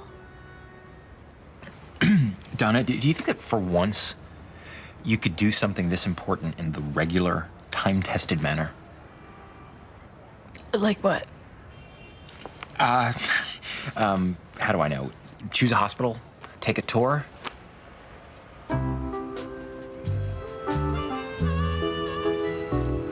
I'll phone around and find out.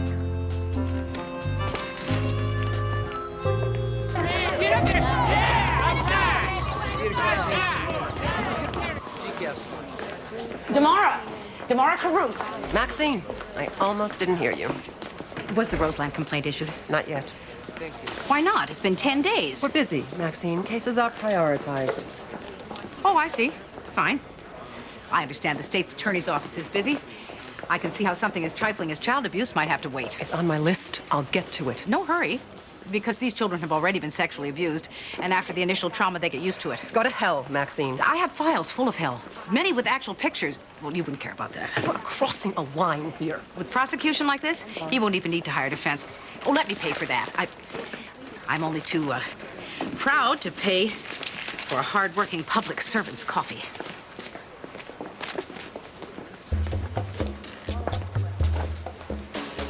Here's an idea, Maxine.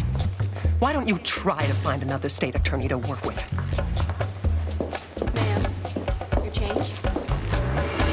Mrs. Schlewy. Oh, God. Mrs. Gray, nice to see you. How's Lauren enjoying the second grade? Very much. She and Mrs. Brewer get along very well. Oh, good. In fact, I was just speaking to Mrs. Brewer about the gifted program. Lauren's friend Chanel is in the group, and Lauren would like to participate.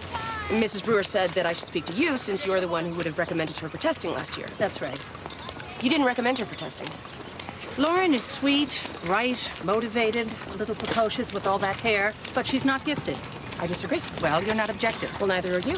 You're allowing our mutual antipathy to affect your judgment. You're accusing me of unprofessional conduct? Yeah, well, that's what antipathy means. We don't like each other. I'm late for class, Mrs. Gray. It's Ms. Gray. It's just a little thing. Anyway, I would hate for Lauren to lose out because of a misunderstanding between us. It would be one thing if she tested and failed to qualify, but you didn't even give her the chance. The school board pays for evaluations. It's not cost-effective to test children who are unlikely to qualify. What if I had her tested independently? There's certainly no law against that. Well, that's what I'll do then. And I wish you the best of luck.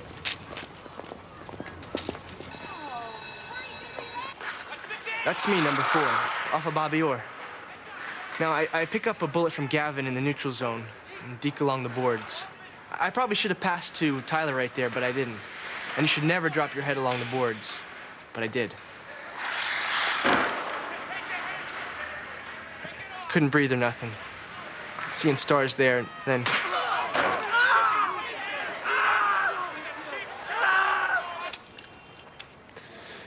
It really hurt. Were they able to save your eye, Andy? No, they had to remove it. Later, I'll get a glass one. Your Honor, we renew our objection to the use of this inflammatory video. The tape clearly shows David Shipp purposely and with malice used a weapon to maim Andy Thomas. Your Honor, it was not a weapon, it was a hockey stick. And it was not an assault, but rather an unfortunate mishap during a particularly intense game of hockey between two fierce rivals. Now, Andy Thomas checked David Shipp right before the fight, frustrating his chance at a game-tying goal. We have affidavits from players on both teams stating David Shipp declared his intention to get revenge. Typical posturing between adolescent males. I'm overruling your objection, Miss Bowes. The videotape stands. Prosecution rests, Your Honor. You may stay down.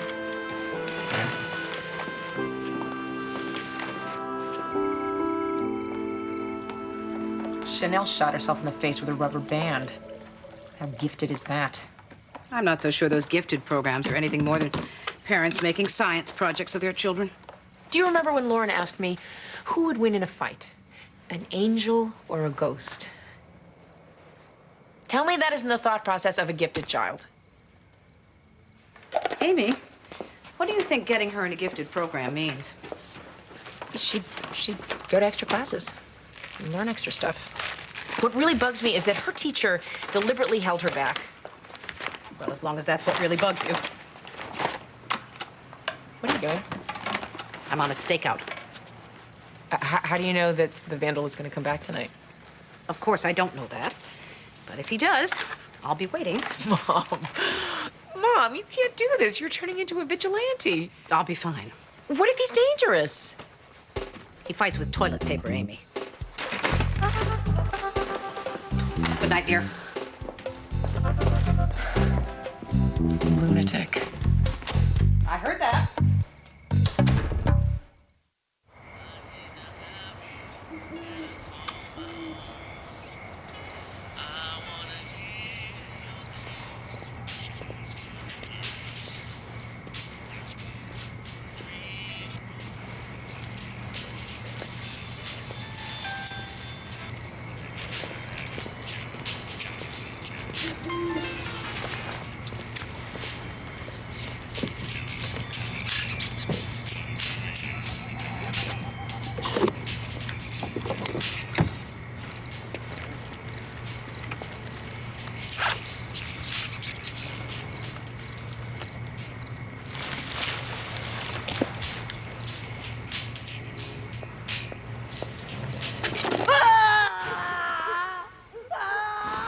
How dare you come to my house where I live, where my family lives, where my granddaughter sleeps? How dare you? This is my home. What did you do to him? Nothing that he didn't deserve. Ma. He was urinating in my gas. I don't care. He's a common criminal. The only good thing is he's likely to be dead before he gets old enough to do any real That's damage. enough. Go inside and call the police. You okay? Can you walk? I feel a little sick. You should have thought of that. Go inside.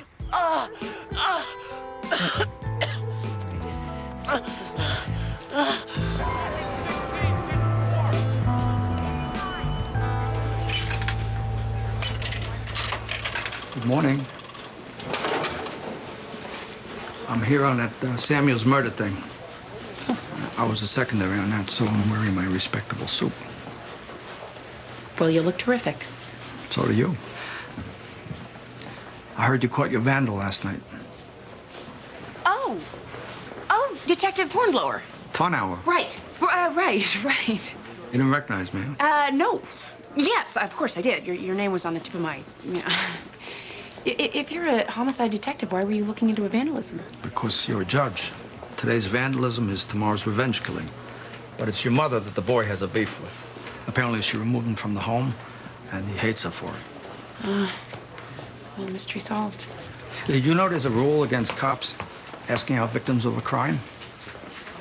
Well, my mother's technically semi-seeing somebody anyway. Jared Duff, the big financier.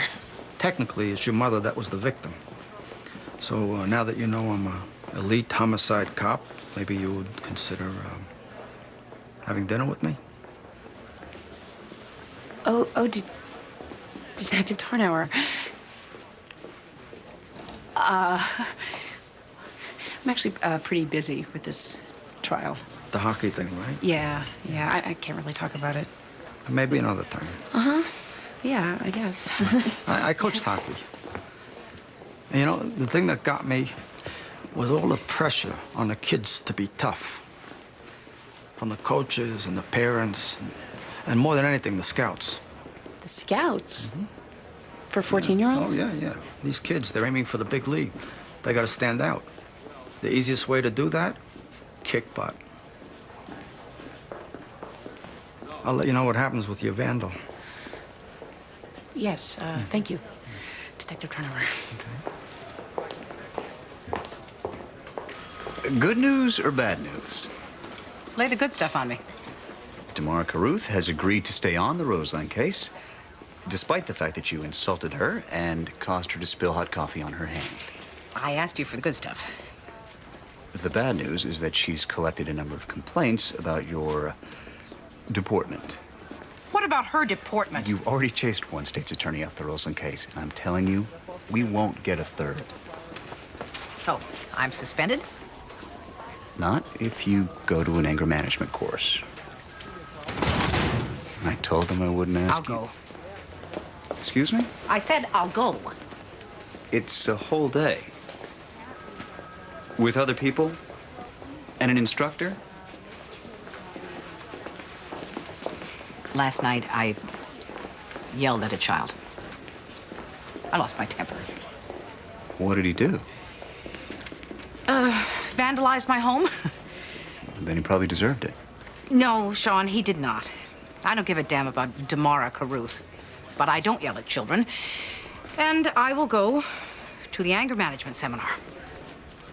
Oh. Well, okay then. Really? I said I'll go.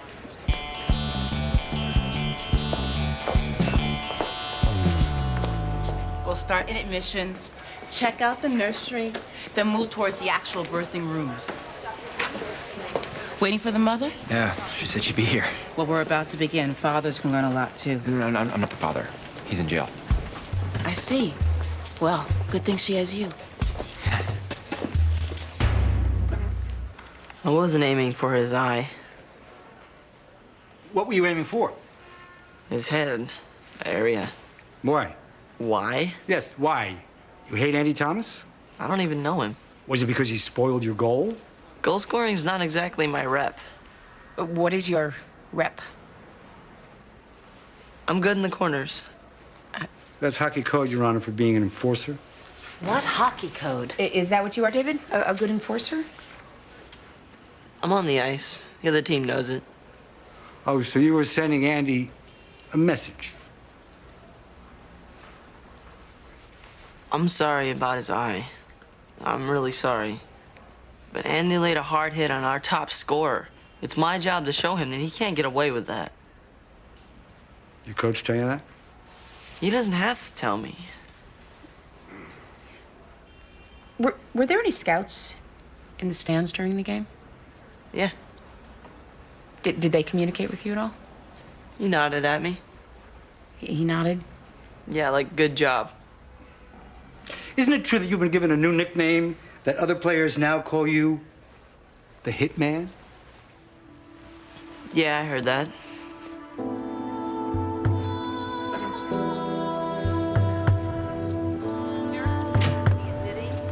As you can see, we replaced cold, functional hospital rooms with warm birthing environments. There's soothing music, patterned sheets, and yet, just beyond these doors, is the most advanced infant ICU in the state. Why do you need that? Oh, say there's a concern. Like what, for example? Oh, say low birth weight. There's a fridge here for juice. What about cesareans? We're set up for all eventualities, but I don't think we need to go into details. I'm sorry. Excuse me. Women need to know what they're facing. What eventualities? Breech birth, eclampsia. But during this orientation, we try not to dwell on the negative. Breech birth, eclampsia? What's eclampsia? That woman who died in childbirth on ER, she had eclampsia. Toxemia, placental abruption. What's that? It's a massive hemorrhage. All kinds of things can happen. If we could please just move along. Is there somewhere we can get a list of all the terrible things that can happen? The defense in the hockey case is asking for a continuance. They want to present character witnesses. What, cheerleaders? I don't think they have cheerleaders in hockey, Judge. Judge Gray. Detective Turnauer. This is Donna Kozlowski-Pant, my court clerk, and Bruce Van Exel, my CSO. I'm pregnant. Oh, I'm innocent. I'll take a blood test. Judge Gray, I know you're pressed for time, so let me come right out and ask if you'd like to go with me to see Lou Reed. Oh, like a date? Judge Gray, we have to go. Detective Turnauer, much as I love Lou Reed, you can tell I'm pretty swamped here. So you should really move on to someone else. Okay, if you're sure. Yes. Thank you. You can't go out with him.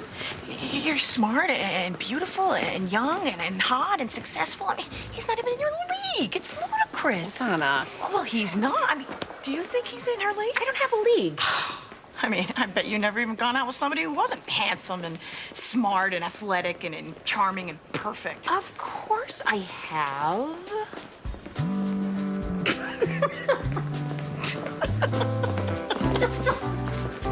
I have.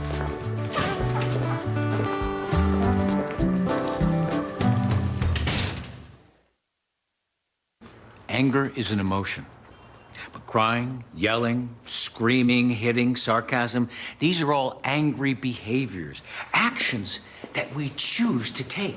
Now, Barbara, why are you here? I lost my temper. No, with all due respect, there's really no such thing as losing our temper. Rage hits us within 1/10 of a second, and in that minute space of time, we don't lose anything. We choose to let it go, just as we choose to take action. Now, Barbara, why are you here? I spat at a store clerk. Action! Randall. I kicked a dog. Not my own. Action! Nicole. I dumped my soda on a talker in the movies. Now, who hasn't wanted to take that action before? Hands, good. Maxine?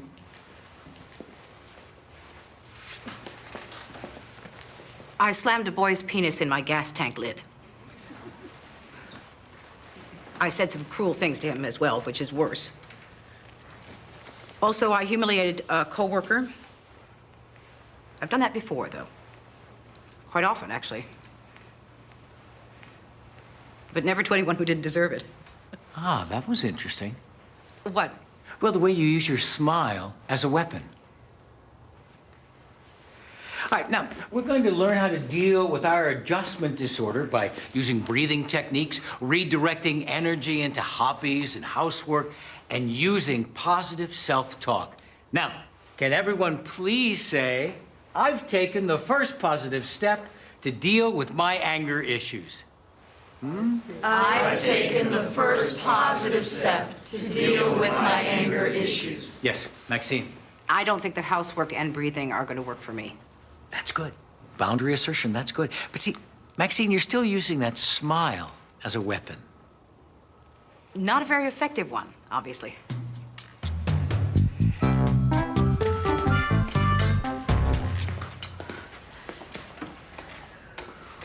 When you said you made me lunch, I thought you meant something fancy schmancy.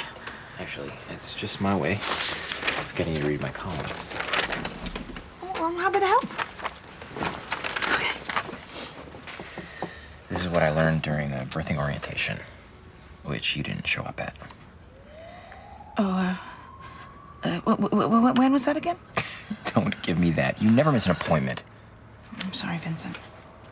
You're right. It was discourteous for me to stand you up. Would you forgive me enough to allow me the honor of reading your article? Yes.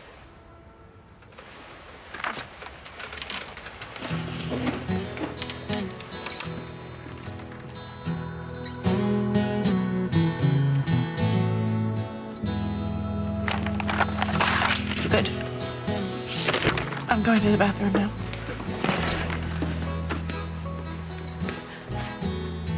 Thank you for lunch.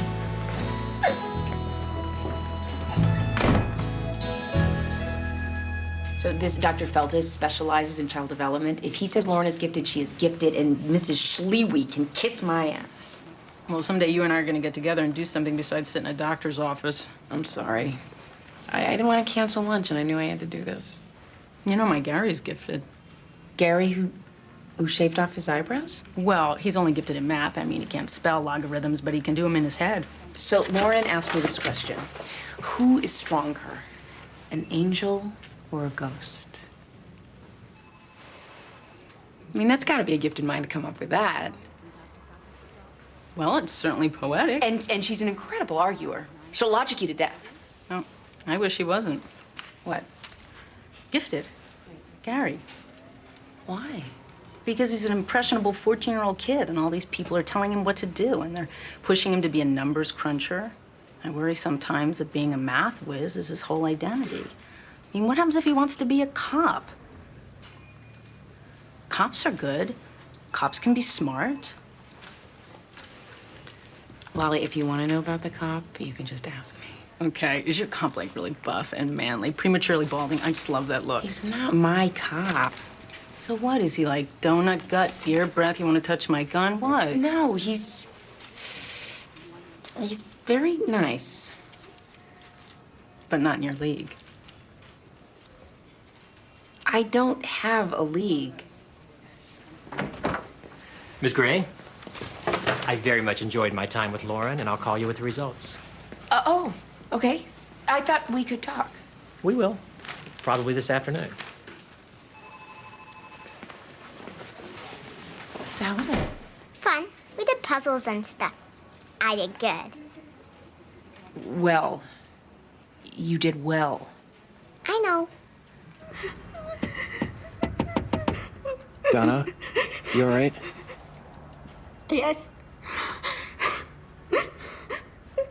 Donna, are you crying? No.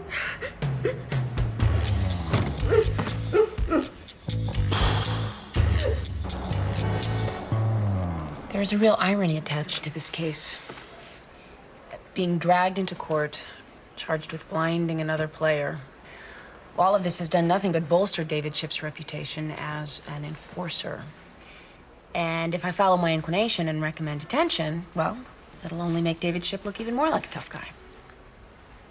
So, I am finding you delinquent and recommending 3 years probation. You mean I can just go? Your Honor, what message is this sending out? Wait, I am not finished. I am entitled to impose certain restrictions on your probation, above and beyond those outlined for me. Among them, no fighting, no truancy. Your Honor, with all due respect. And no hockey. Your Honor, I must object. My client is a talented athlete who has a future in the sport. Missing a season of hockey would seriously damage his chances of going on to play in college or the pros, not to mention the emotional impact. No, I'm not talking about missing a season of hockey. I am prohibiting him from playing hockey at all during his entire probation period. No, I would rather go to jail. Well, break the conditions of your probation, you'll get that wish. Your Honor, you're effectively ending David's chances at his chosen profession. Profession? He's a 14-year-old boy. His current profession is school. And not to mention, he had no qualms about ending Andy Thomas's career as a hockey player. School sports are supposed to foster a sense of healthy competition and fair play. And in that regard, they mirror the dynamics of the adult world. There are boundaries, and when we cross them, we give up certain rights. In this case, the right to use a hockey stick as a weapon, but also the right to win at any cost. Please, I'm sorry. I didn't mean to hurt anybody. You cannot do this to me. Hockey is my life. Hockey was your gift, Mr. Shipp. And life is full of those. I hope you find another.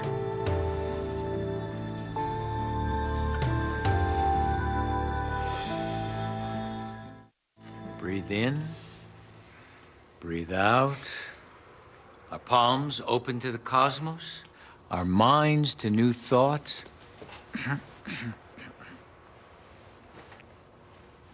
Imagine your secret place in all of its beauty. You're safe, in control, content, comfortable, at peace. You are your own secret, true best self. Then comes rolling toward you a red ball. This is your anger. This is your rage. And as it comes towards you, it becomes ever smaller and cooler, more manageable, until it is a tiny, harmless marble you can hold in the palm of your hand.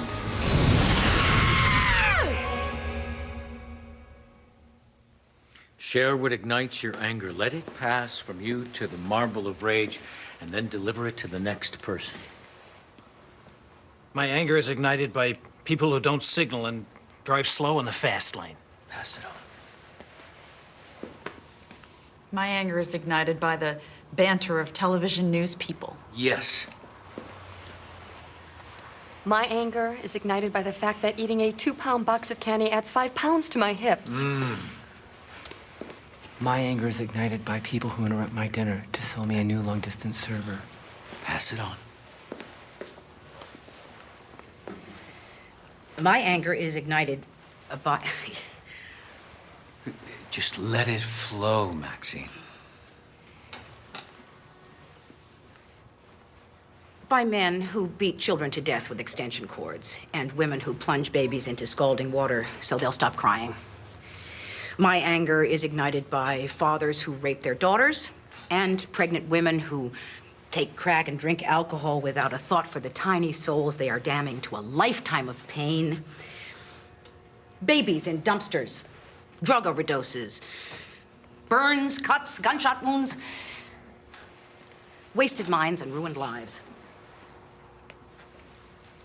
My anger is ignited by a society that pays lip service to its children while treating them as nothing more than a marketing demographic, and by schools that are falling apart and teachers so numbed by violence and fear that they've stopped teaching. But what's really pissing me off today is a room full of supposed grown-ups who think that bad drivers and loud talkers and hips are worth getting angry about, when all the rest of that actual evil is loose in the world.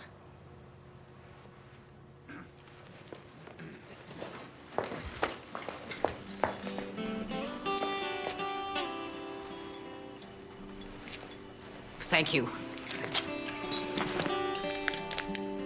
I think this helped.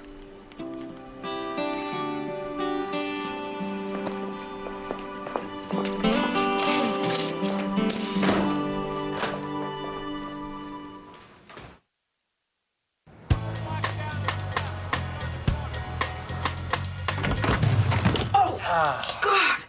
Vincent, I'm so sorry. I thought you left. No, ow, I'm sorry. My article upset you. I can't believe you made me read that just to be mean. No, I didn't. Then I realized the real reason why you made me do it. I was afraid that you were in denial. No. The real reason. You feel excluded. No, really, I don't. I mean, you've been going through this with me step by step, and if it weren't for you explaining the shelf life of semen, I would have thought I was giving birth to the baby Jesus, and now I just toss you aside when it's time to have the baby. Well, you see, that's all right with me. No, it isn't. Vincent, I'd like to formally request that you be my birth partner. Oh, that's quite an honor. But since you're having a C-section. Oh, no, I decided to forget the cesarean and go with my second choice. Water birth. Believe me, the partner is crucial. What, in reminding you to breathe? No, you, me, and the midwife. Midwife. We're all in the hot tub together. But we're in the same hot tub?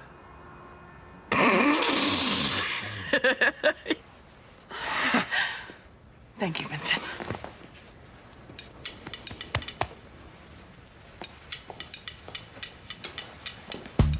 Vincent?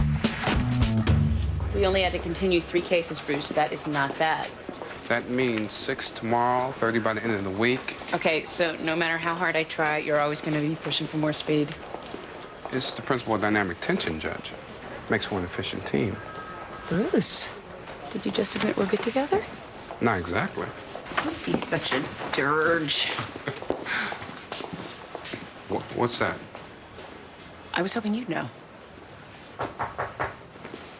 This could be one now. Afternoon. Hi. I'm sorry I didn't call you back. I've been very busy. I understand. How about, instead of Lou Reed, we go for a drink? I really can't. I have things. Was it because I'm a cop? What? A lot of women are nervous getting attached to a guy in a dangerous job. But I'm a detective. I haven't pulled my weapon in years. That's not really it. You don't think I'm in your league? I don't have a league. I just...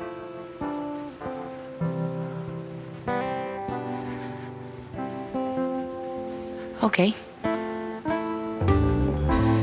Sure.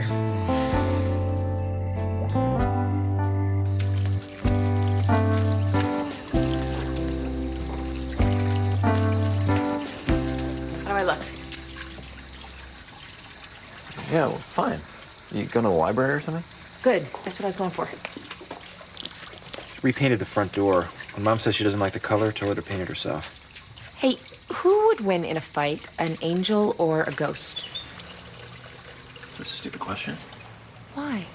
Because angels won in an epic war over all the demons of hell. Demons beat ghosts, angels beat demons, so it's obvious. Why? Forget it. Amy? I agreed to be Donna's birth partner.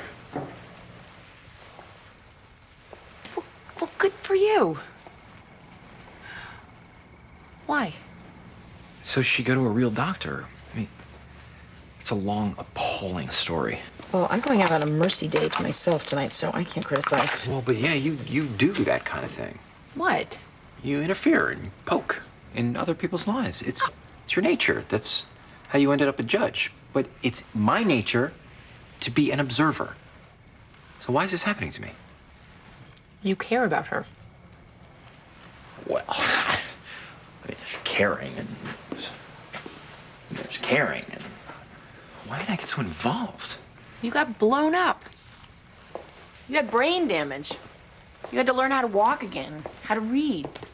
Maybe your reward is to be a participant in something beautiful. No, my reward is to sit in a hot tub wearing a Speedo while Donna delivers a baby. Well, you don't have to wear a Speedo.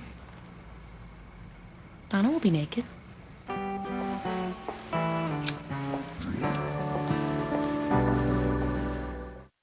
So you were a teacher before you were a pathologist? No, I was a pathologist who taught pathology. But I worked my way through medical school as a paramedic. I chose pathology because the patients didn't scream as much. So are you a Renaissance man, or do you suffer from attention deficit disorder?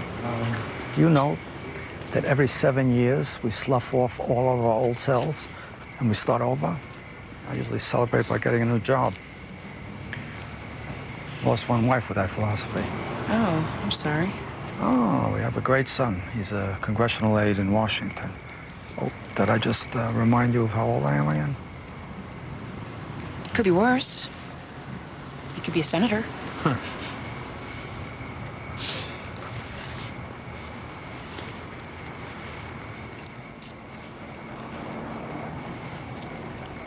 Are you throwing yourself back in an abandon to wild passion? I'm sorry. I can't do this. I apologize. I misread the signs. Which signs? Laughter, light touches. We were connecting on several deep levels. A second cup of coffee, a second brandy. You shared my stinky cheese. Those sound like romantic signs. Your pupils are dilated, an indicator of sexual interest or a massive head injury. Oh. You touch my shoulder. When I touch your hand, you would have thought you were interested in me. Oh my God, you're right. Those were signs. 15 years older than you, I know. I didn't go to Harvard. I could benefit from a few sit-ups. But I'm a good guy. Go out on a few more dates. I'm gonna look pretty damn good to you. Feel free to give me a call.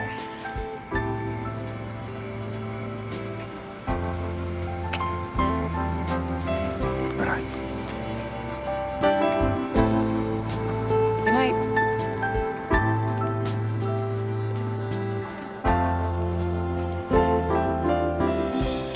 Grandma, I don't like that skin on top of my hot chocolate. It seals in the flavor, Lauren. Don't knock it. Hi, Mommy. How'd your date go? Do I have a league? Of course you do. And He's not in it. It's just as well. God, I feel so shallow and vain. Nonsense. If you were vain, you'd dress better and do something with your hair. Mommy, did you get me into that special class? Honey, do you remember those tests we did with Dr. Feltus? Yeah. Well, Dr. Feltus was testing you to see... That class is full. But Dr. Feltus apparently discovered that you are the sort of person that should be in a karate class. Oh, can Chanel go to karate with me? If they'll let her in.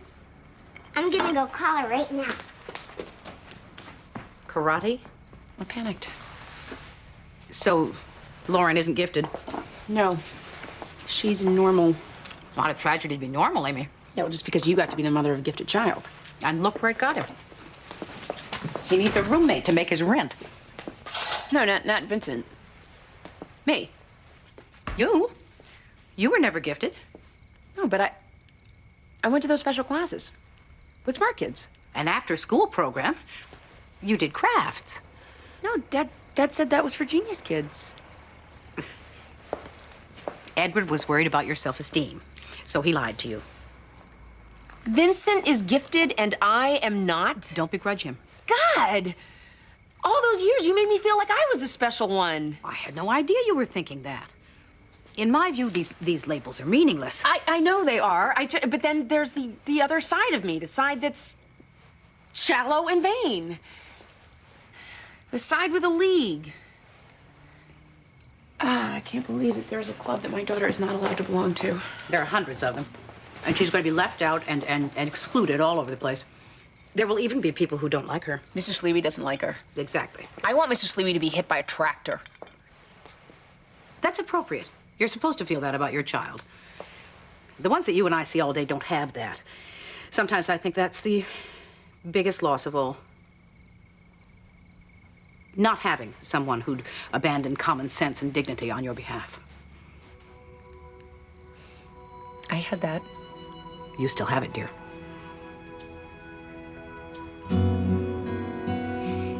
There's a kid I want to see in detention. Have some cookies with your normal daughter.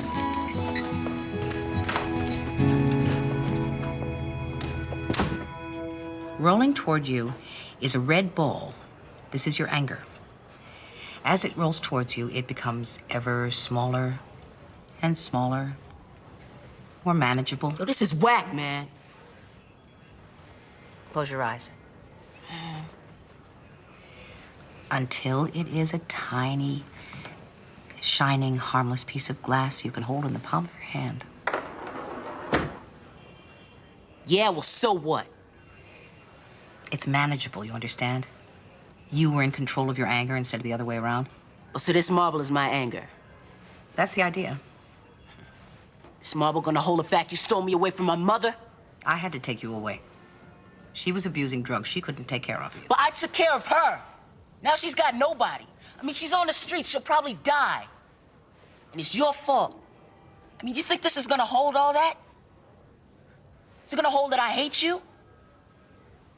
You better hope it will, Terry, because if it doesn't, you're going to end up here again.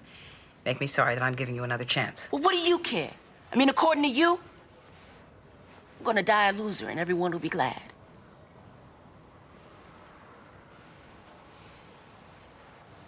That's why I'm here. I'm sorry I said that to you. I apologize. I was angry and I was wrong. And to prove it, I persuaded the state's attorney to drop the vandalism charges against you. That means that you are no longer in violation of your probation and you're free to go home.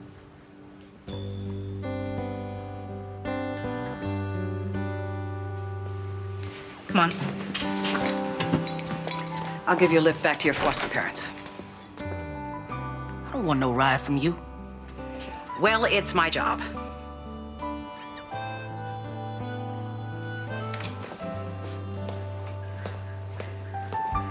You sorry about slamming my Johnny in that door? Nope. Keep your damn Johnny out of my gas tank.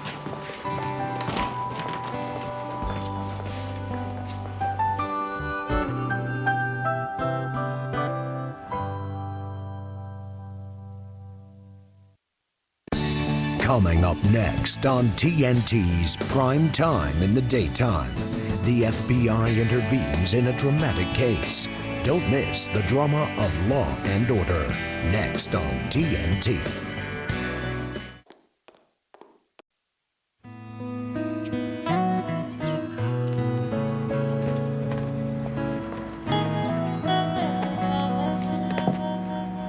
You want me to call the little Cooperman girl and see if she can come over and play with you? You're late. Alicia's a bad influence. She let Lauren get her ears pierced. What's next on the horizon? Liposuction? That would require parental consent. Worst case scenario, you're looking at an unfortunate henna tattoo. I'm serious. Yes, you are. Here. Oh, she did something to her hair. She wouldn't dare. No, Alicia, not Lauren.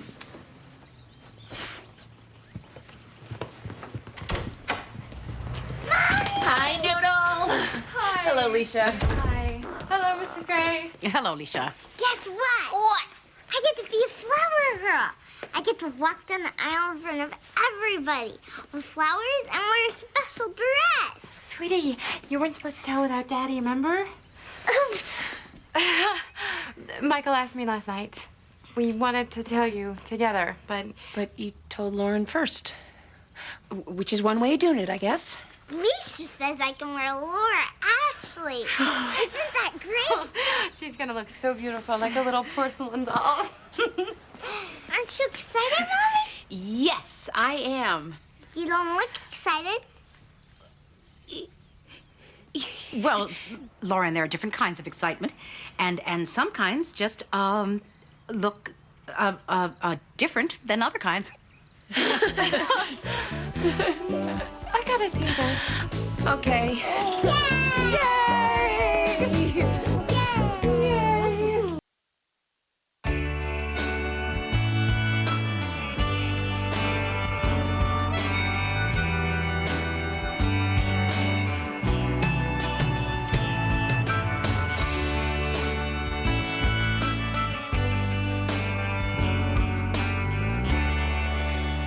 Hey, Mom, there's a message on the machine from Jared Duff. He says he's back in town. Oh? Where's he been? Europe, I think. You don't talk about him much anymore. You still seeing him? Except when I'm not. Mommy, where's your wedding dress? Well, last time I saw it, it was in a storage space on 13th Street. Maybe Alicia will want to wear it when she marries Daddy. I'll bet Alicia wants a special dress of her own. Alicia says I can have a bouquet, or a nosegay, or a tussie-mussy when I walk down the aisle. Who was your flower girl, Mommy? You know what, sweetie? I really don't remember. Cousin Jean was Mommy's flower girl. Cousin Jean's too old to be a flower girl. She is now. She wasn't then. Oh, that's Tracy's mom. It's time to go. It takes a special brand of hubris to put a Go Vegetarian bumper sticker on your SUV. Bye, Mommy. Bye, sweetie. I love you. Learn stuff. It's astonishing how Michael finds new ways to punish me. You mean by marrying Alicia? No, I haven't even focused on that. I'm talking about them offering this Hallmark extravaganza to my daughter without warning me first. He holds out this shiny thing in front of Lauren, and he dares me to take it away from her. The idea of Lauren leading the pair of them into the arbor of love is just too damn creepy. It must feel strange. The idea of your ex-husband marrying again. Hey, look, I've been there. I know what Leisha's in for, and I don't envy her. I didn't mention envy. Good, because I don't. I mean, the great thing about being divorced is that I don't have to be concerned about Michael's decisions. It's none of my business. My only concern is Lauren. It is. I gotta go. Hey, Mom, what the hell is a tussie-mussy? I believe it's a character in the Mikado, dear.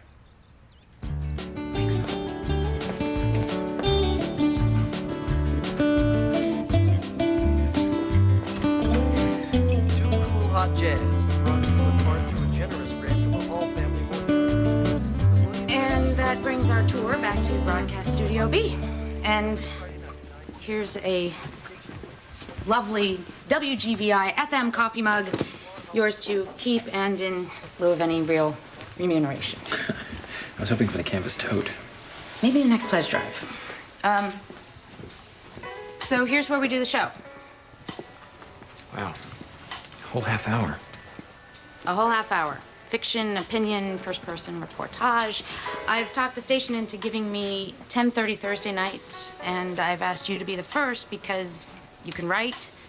I like your voice, and having heard you now, I like your voice. Plus, you've got a profile. Your work at the newspaper and what happened to you at the courthouse. You're a celebrity. Oh, yeah. Yeah, a celebrity who can be had for a free coffee mug. You'll do it? Yeah, sure. Terrific. So what, I come in and I tape something? Hell no, we do it live. Much more exciting that way. Exciting.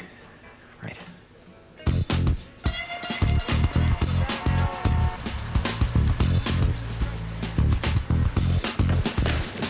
Bruce, Mia? we were supposed to have breakfast this morning, remember? We were supposed to have breakfast Friday. Today's Tuesday. Well, the point is, I'm here now. Yes. Yes, it is. So, can we go somewhere and talk? Mia, I have to go to work now. All right, pick another time. You name it, I'm there. It's about Rebecca. It's important. Yeah, well, let me get to work, and I'll call you with some times. Good. I gotta go. Right. Yes, so I will hear from you soon. Yeah. Thanks. In the matter of Sturdley versus Sturdley, I've reviewed the financial disclosures and support documents, and I have them in front of me.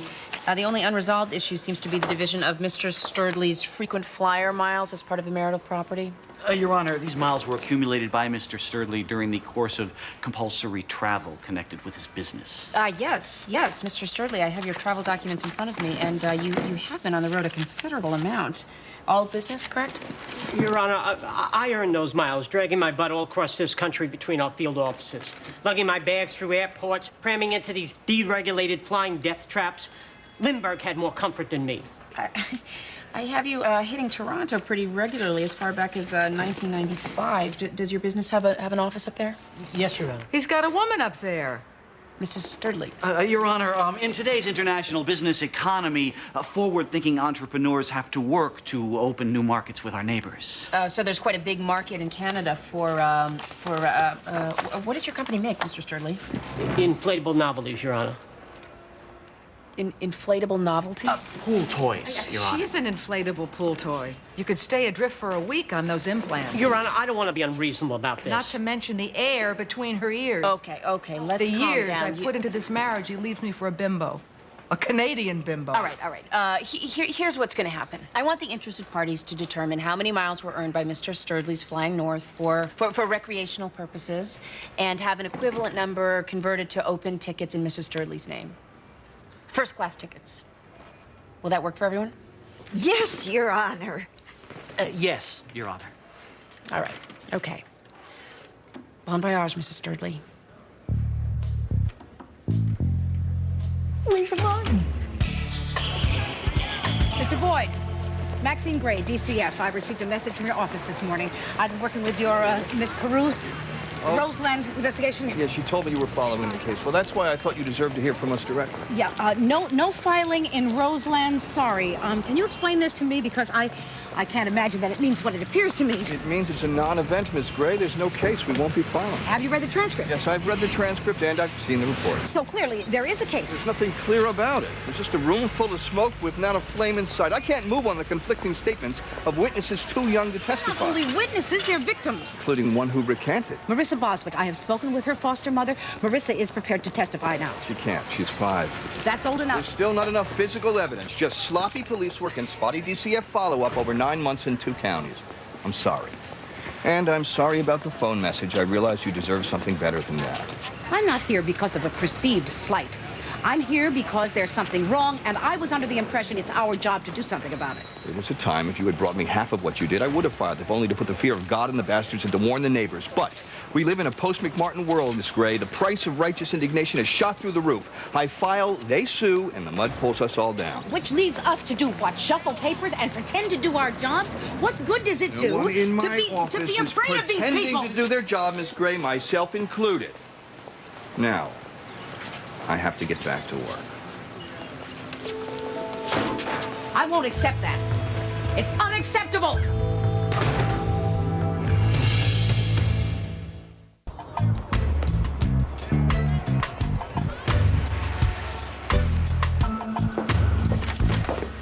Mrs. Angela Kilpatrick is petitioning for the revocation of the custody order issued for her son, Donald Keppel, who's been in foster care for a year and a half. Some new faces, some old faces. Let's get acquainted. Your Honor, Margaret Kiner, representing Mrs. Kilpatrick, who frankly lost custody of Donald as a result of her drinking. She is currently in recovery, has married, is working, and expecting another child. She's very anxious to be reunited with her son. And, Mr. Redfield, how does the Attorney General feel about this? Your Honor, the state is not inclined to return Donald to his mother's care. Mrs. Kilpatrick is an alcoholic. Recovering. Her drinking was directly responsible for the death of her infant daughter, Marie.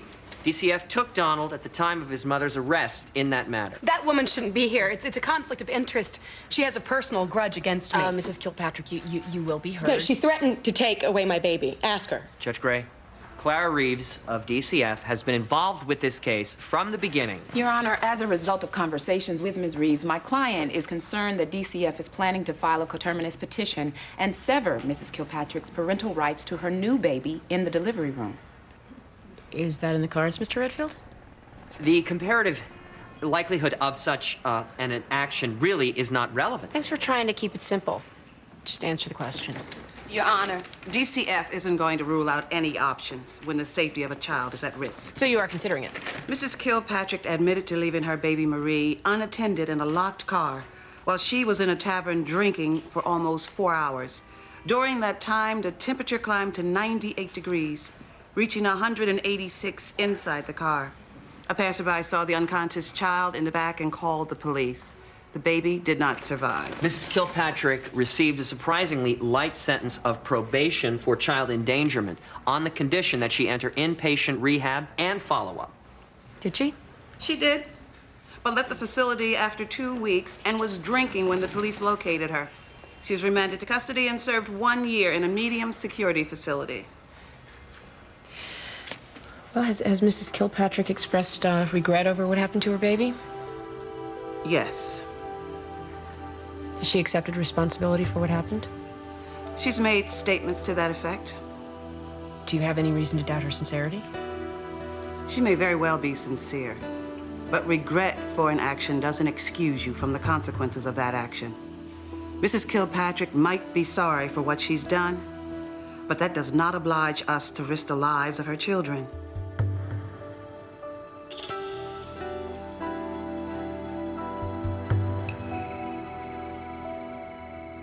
And wait for the beautiful bright strips. Okay, baby, time to put that away. Culture into your head at one time. I'm trying to like Spike Lee, really, but every one of his movies has a scene where somebody's floating instead of walking, you know, like this. You might want to leaven your black film experience, Peter. Just lighten up a bit. Was that a pun?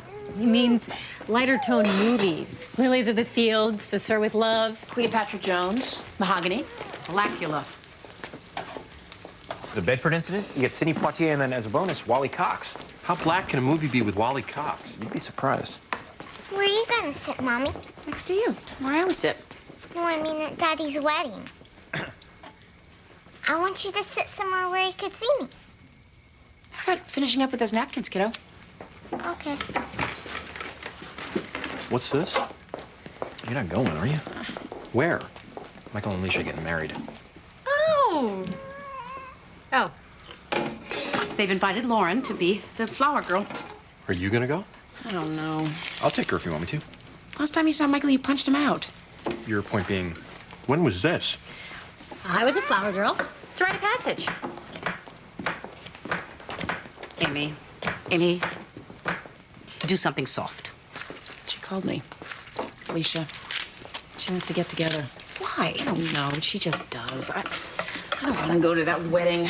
It's going to be like a bad acid flashback with more pastels. So you just sit there and talk for half an hour? I'm not talking, read. Did you know about this? Are they going to play music behind you? You know, to sort of beef it up? No, about what?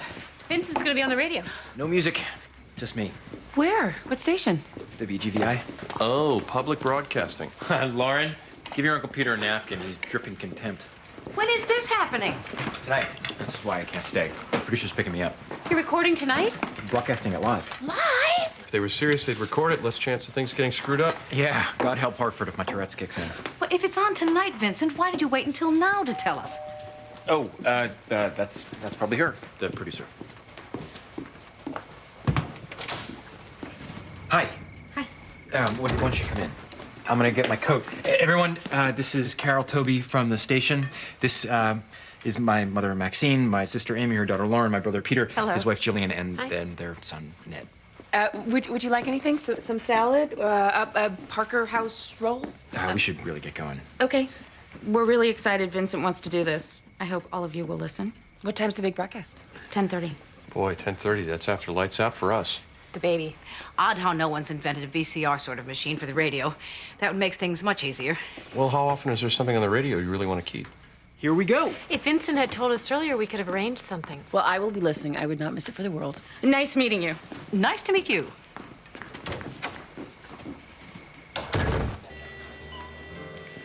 So I found a loft in a building where Sherry used to live. Beautiful views. Big deck to watch the 4th of July fireworks over the East River. Long time before the 4th of July, so I don't think we're talking about Rebecca watching fireworks. Thank you. I'm going into business. Tasha, Sharon, me, maybe one or two others. The business managers are talking a signature day spa. We're going to franchise the idea. Why are you smiling? I'm smiling because I've seen the way you keep a checkbook. Well, that's what managers are for. Well, you don't think the idea will work? You promise women that'll come out looking like you, they can't fail. I think it would be really exciting for Rebecca to come to New York. Spend more time with me and watch this whole thing come together. You know she's in school, and I would hate for anything to distract her. I'm not a distraction, Bruce. I'm her mother. You can be very distracting, Mia. And you can be distracted. This business deal, that's going to be your focus, and, well, I know how you can lose things at the edges. I could have stayed, and you know how that would have turned out. Now things have changed, and I want to make it up to her. By teaching her how to shop and get a good table? Sorry. By showing Rebecca who her mom is and what she can do. Not better than Dad, but not the same.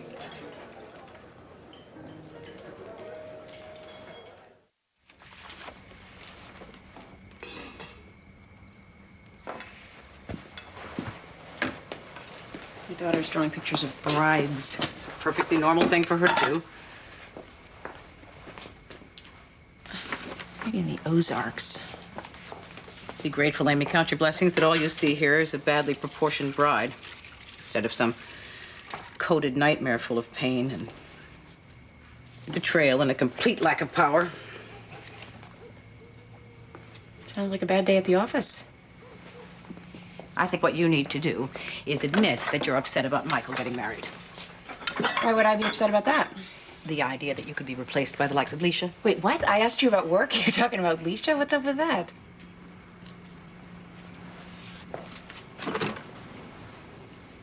Mom? The Roseland investigation is coming apart. In fact, it has come apart. There's no case. No action will be taken. You put a lot into that case. Yes. Yes, I did.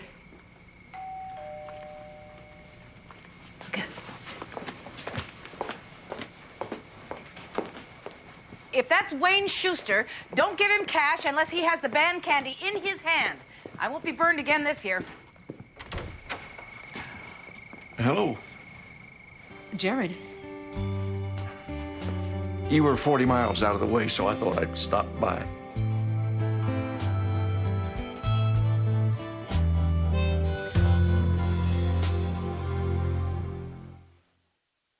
Looking at her face, he saw neither anticipation nor excitement, but pure terror. In that moment, he knew he had done the wrong thing, teasing her onto the roller coaster with him. He had promised her fun. She would receive only horror. They were about to tumble over the crest, and after 2 minutes of dips and screams, everything would be different. She would never trust him again. He knew this, and there was no way to stop it. All he could do now was hang on. You've been listening to Between the Lines. Tonight, Vincent Gray, noted novelist and reporter for the... How was that? There is definitely a tote bag in your future. Oh, thank God. I have so many things that need totage. You want some coffee? A coffee would actually help me unwind at this point. So, you forgot to tell your family about the broadcast at the last minute? Oh, no. Listen, that's not because I didn't think it was important or anything. You're the youngest, right? Yeah. I have 2 sisters and 3 brothers, all older, including a lawyer, 2 PhDs, and a web designer, while I'm still doing the same job I did in college. You don't have to draw me any pictures. So you've moved beyond needing the approval and acknowledgement of your family? Yeah, right, sure. You know, this is one of those kitchens where the whole family intersects. Usually they collide. Must be the cold. Makes everybody crowd in here just for the warmth. Families don't coagulate in southern kitchens? Yeah, well, mostly on a porch. The porch is a very important part of a southern house. Oh. This house has a porch? What, you mean that little out in front? There are steps and that little bench. I guess that qualifies it as a porch. Oh, dear. Separated by regional architecture.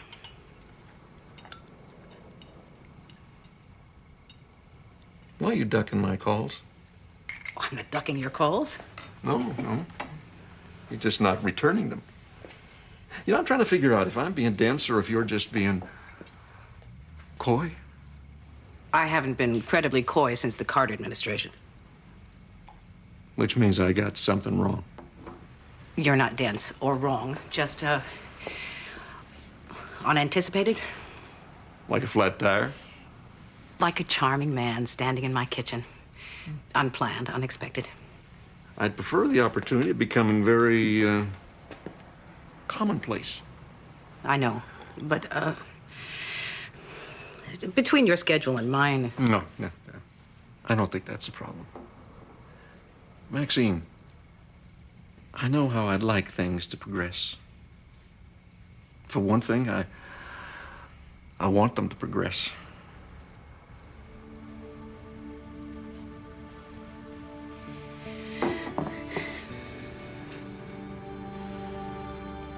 But I have to hear your assessment.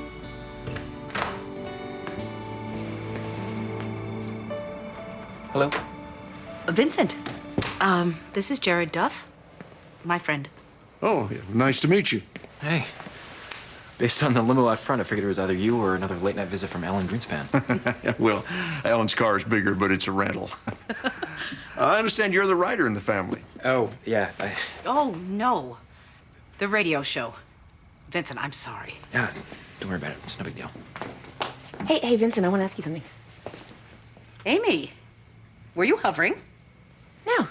I heard Vincent come in. I want to ask him something. Then ask him. Okay, I will. In the other room. Well, nice to meet you. Nice to meet you. Yeah.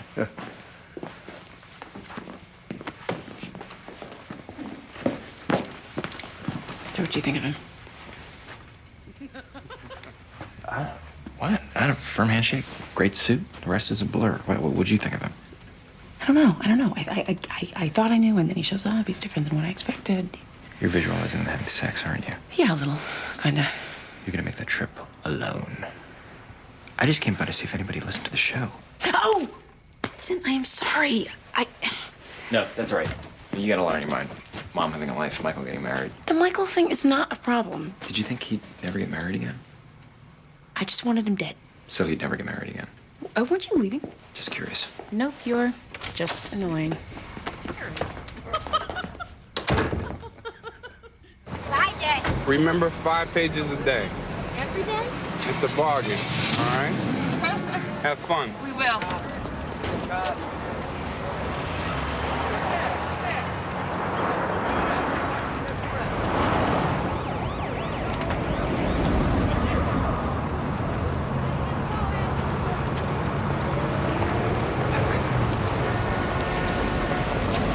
Sorry. I didn't mean to be spying on you. It's okay, I didn't mean to be sneaking. Is Rebecca going away? She's gonna spend some time with her mother in New York. Oh, that's good. I guess I was under the impression that Mia lived here now. I had that impression for a while, too. So, what's the situation with you and Mia? Sorry, it's none of my business. You ever smoke? No? Well, that's the situation between me and her. One day I'll give it up, but I'm not ready yet. Oh. Michael's getting married. How you feel about that? I don't know. I hate it. Okay? It's not like I wanted to be irreplaceable, although that would be nice. But it's more like he's getting some kind of free pass. He's getting promoted to the next grade without completing all the work. Social promotion. Yeah. Amy. Hi. Leisha. Oh, God. Leisha.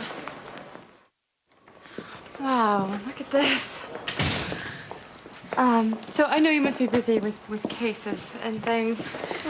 You must be busy, too, with the wedding. Lauren is all revved up about being a flower girl. She doesn't talk about anything else. Yeah. That's actually why I'm here. I brought coffee for us. I'm sorry. Oh, no, that's okay. It's, Yeah, I'll fine. just straighten up a bit. Sorry. Right. So the thing is, how disappointed do you think Lauren would be if she couldn't be a flower girl? You're accepting other resumes? No, it's just that Michael and me, we've really been rethinking the wedding. Michael feels like we should do something really romantic, like fly off to Venice, elope, just the two of us. This is a non-fat latte. Eloping. Wow, this certainly would cut down on the personnel involved. Right. Well, I think this is just his way of saying he'd like it to be different this time. Because he's different this time. Exactly. Leisha, do you know what Michael wanted to do with me when we got married? Elope? To Europe. Yeah, the big wedding was my idea. Did he say that a big wedding was a little girl's fantasy? Like Cinderella going to the ball? Oh, God, we're doomed. No, you're not. The point is, that's what Michael wants. You deserve to have the wedding that you want. Don't let him talk you out of it. Do you think you could explain this to him? Oh, Leisha, that's really not my place. It's just that he scares me sometimes. I mean, it's like he knows everything. Well, he doesn't. Sometimes I think, wow, Amy is so great. If she wasn't enough for Michael, what kind of chance do I have? Well, look, I don't think I was all that easy to live with. Look, Michael does not take these kinds of things lightly. You're going to be the stepmother of his daughter.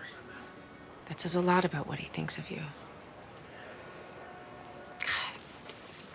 I feel like I'm gaining a sister. Please, it's gonna get cold. You know, there will come a point when he will stop trying, and then you won't have to make up your mind. My mind is made up, essentially. It's just expressing that decision that I'm having a problem with.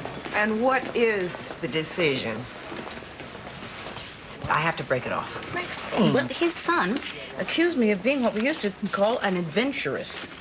I'd have to tell that to Jared, and then there'd be a confrontation. Well, relationships are hard work. Yes, they are. And I am weary at the prospect of having to do all that work all over again. Your joints aren't the only thing that start to creak when you get old. There's the stiffness of the ego and hardening of the attitude. Oh, no. What, Jared? No, not Jared. Harriet Stewart. Marissa Boswick's foster mother. She must want to talk about the case. There is no case. Well, I haven't told her yet. I can't do it on the phone. That's not right. The same thing goes for Jared. Okay, Tanya, I get it. You like Jared. I like him, too. This is not an easy decision for me. But it's also not the end of the world. I know what I'm doing. Good.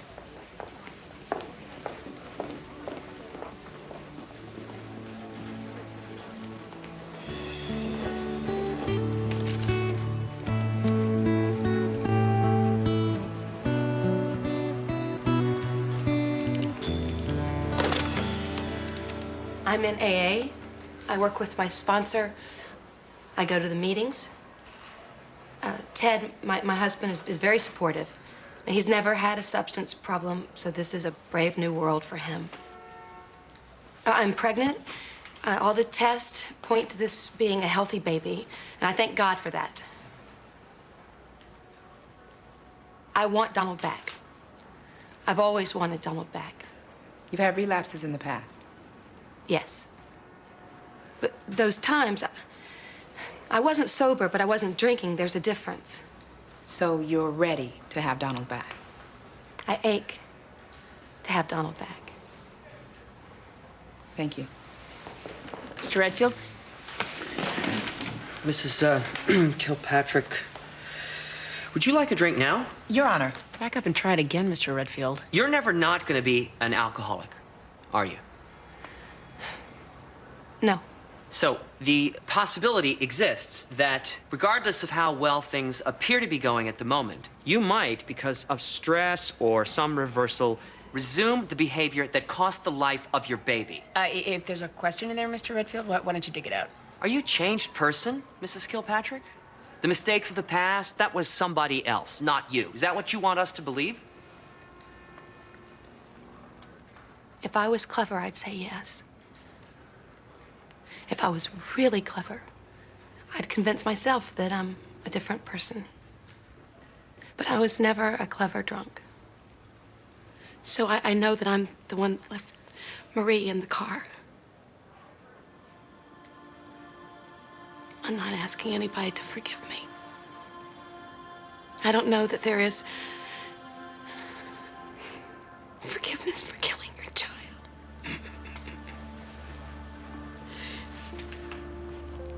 But I do know that whether you're forgiven or not, you have to go on. And that is hard.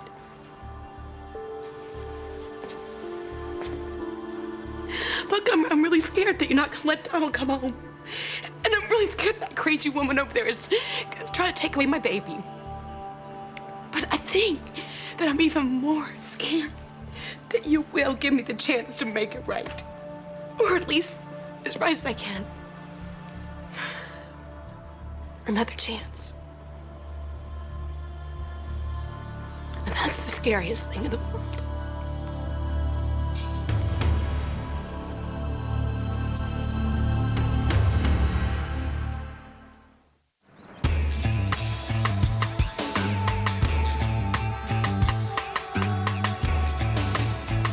I went through 5 different majors in college before I decided on the ever lucrative communications degree. My siblings took up all the good careers, like buying all the good property in Monopoly. You got stuck with Marvin Gardens. Exactly. For a little while, I thought about psychology, and I studied it in earnest. A little knowledge is a dangerous thing. A little knowledge of psychology is downright lethal. I can imagine. Yeah. But it did give me some insight into the family of origin, significance of birth order, and that sort of thing. The youngest is the least likely to succeed. No, the least likely to risk failure, which amounts to exactly the same thing. I have a theory. The youngest is a poodle, the entertainment, and everyone is invested in keeping him that way. I'm sorry to inject a flaw in this theory, but my family would like nothing better than for me to outscore all of them. Oh, really? Yeah, really. And what would you like? I don't know. Coffee. Right. You want some? 2. Thanks. Come on, honest answer. Honestly, I don't know. I'm just happy to be here. Walking around, breathing, semi-conscious. Oh, I see. So you're satisfied with the simple things. You making fun of me or what? No, I'm flirting with you. You didn't say I was good at it. Thanks.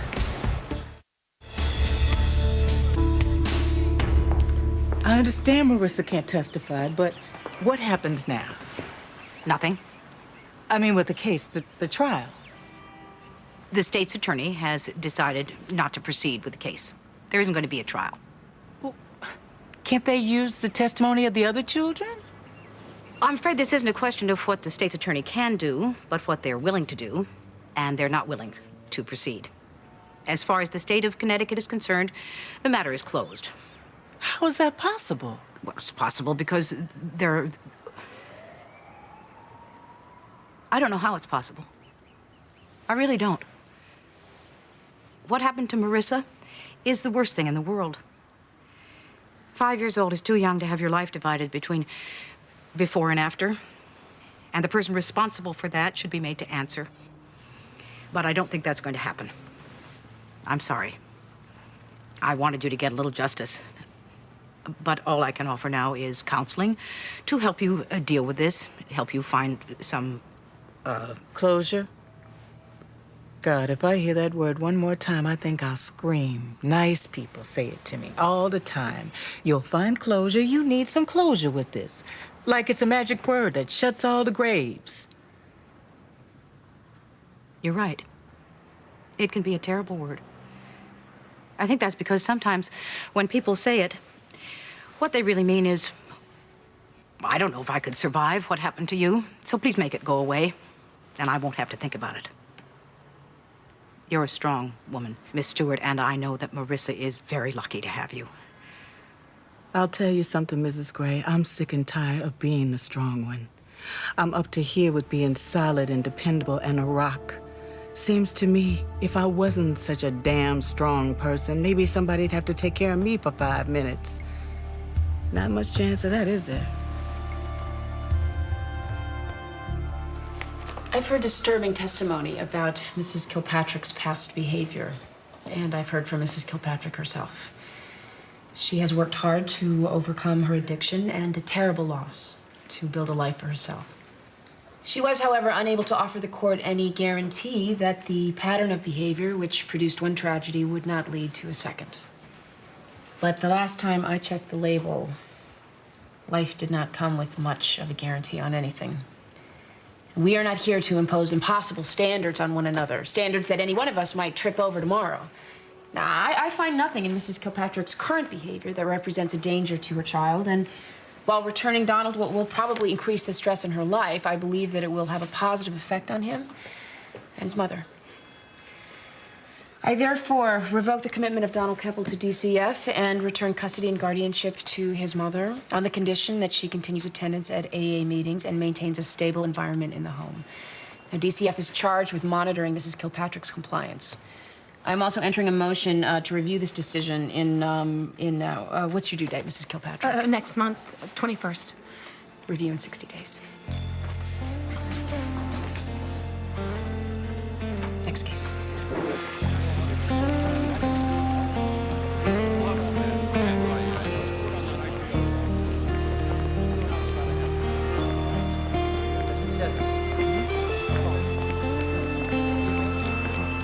Maxine? Jared, I'm sorry, I didn't... You're not in a suit. Is anything wrong? Oh, no, these are my traveling clothes. Traveling? You didn't get my message. No, I've been out all day. I was avoiding my messages, frankly. Maxine, about the other night. Well, I wanted to talk about that. No, I came very close to breaking one of my own rules. Which rule is that? Never try to sell someone something they don't want to buy. The product in question being yourself? A gentleman shouldn't put a lady in an awkward position. That sounds like wisdom from one of those old southern porches. Wasn't fair of me to ask you to decide like that. Probably not the best way to present myself. I want to apologize for that. Does this mean, as I believe they say in business, the deal is off the table?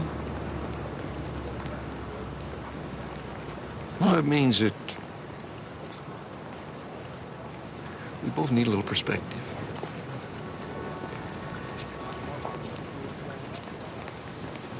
I should let you go. You were rushing somewhere. Yeah, my office will know where to find me. I'll remember that.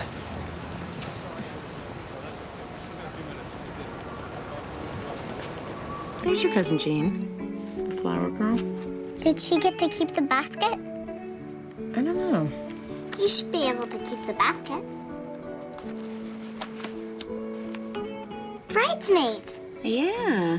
There's Aunt Jillian. Your Aunt Ruth made those dresses. They're pretty. I thought so. She never finished them. What do you mean? She finished them? Well, not really.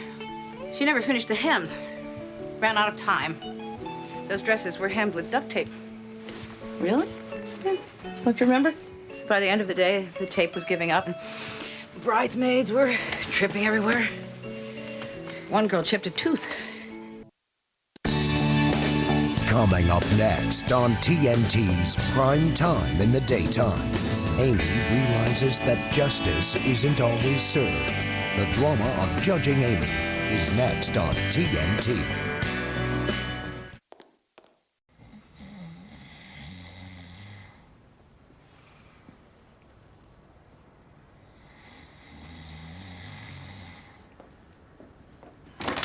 Vincent.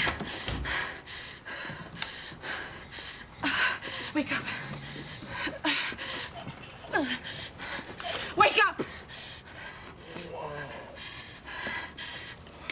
It's time. What? What time? The contractions are 5 minutes apart. Oh, that time. I called the birthing center. They're filling the tub. Now I'll call the midwife. You go get dressed.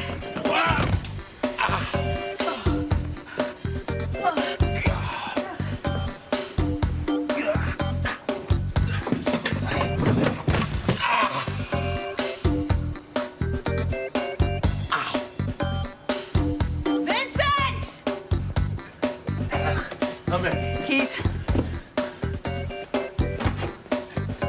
Put on your shoe. It's on. Put it on all the way.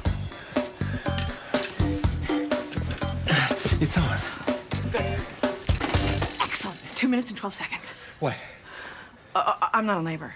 It was a drill. Is it drill? You know, fire drill, labor drill. You done good. Go back to sleep.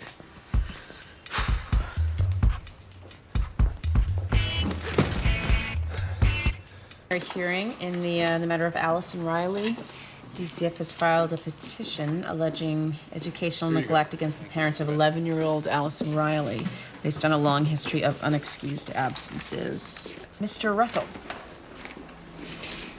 Your Honor, Allison Riley is absent from school for months at a time.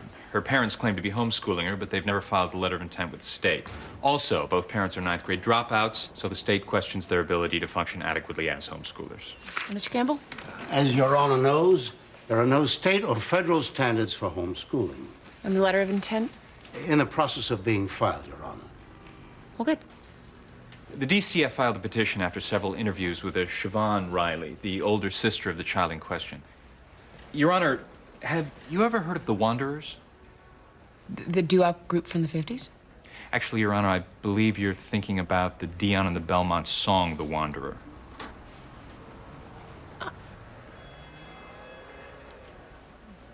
The group I refer to is also known as the Able Wanderers. I've heard them referred to as the Able Rovers, Wayfarers. I get the point. They're gypsies, Your Honor.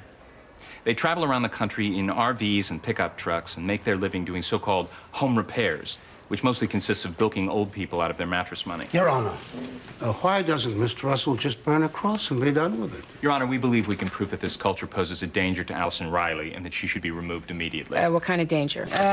We'll begin the trial tomorrow morning, and the state will lead with the video evidence. That's all.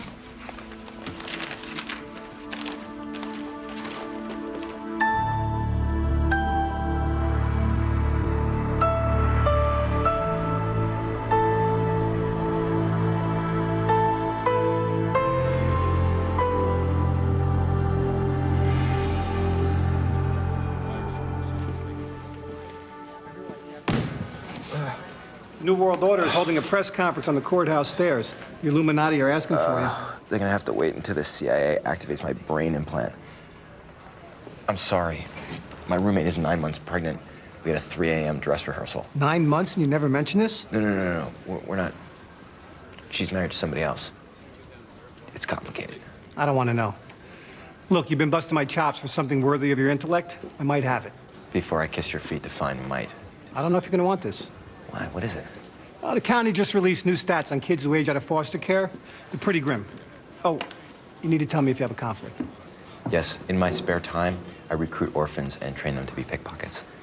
Why would I have a conflict? Your mother, your sister. Last time I checked, they were fans of the First Amendment. All right. Be back soon.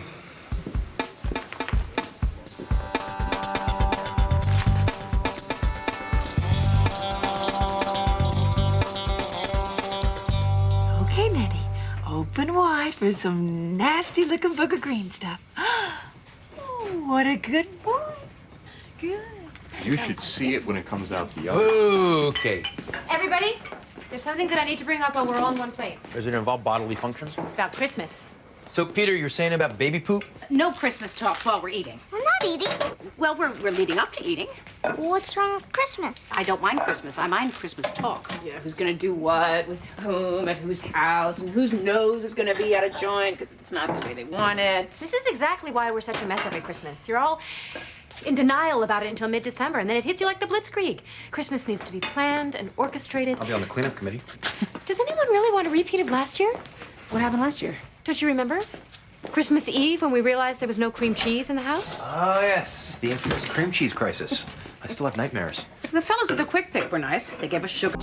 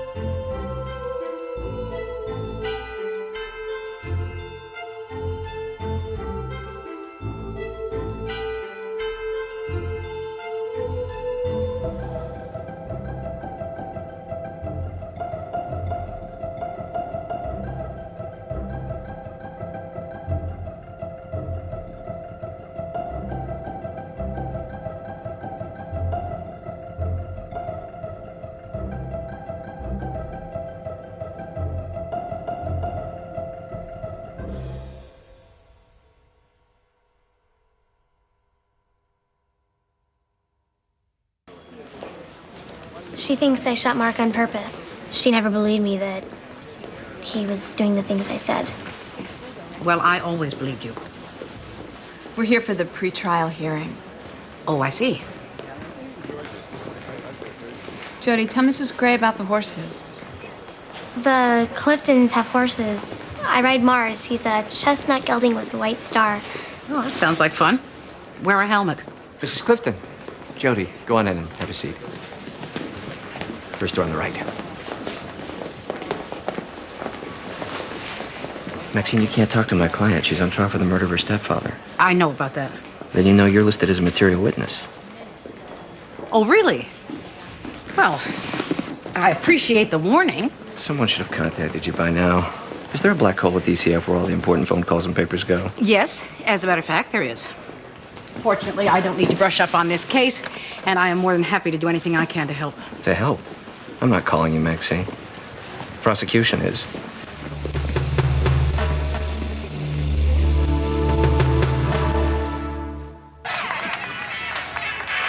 That's my sister Allison in the black dress. I see. And, Ms. Riley, what exactly are we watching here? It doesn't really have a name. Does it have a purpose? It's how the mothers market their daughters. Objection, Your Honor. Overruled.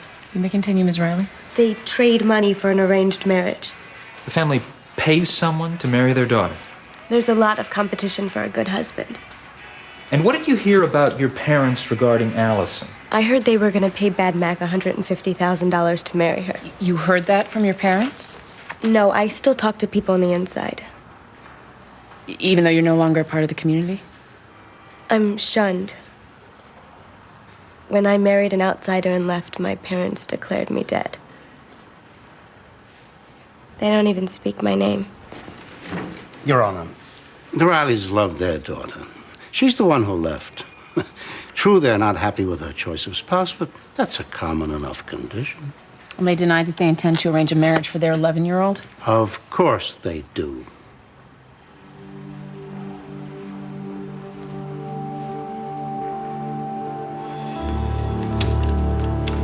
I'm not exactly drowning in evidence.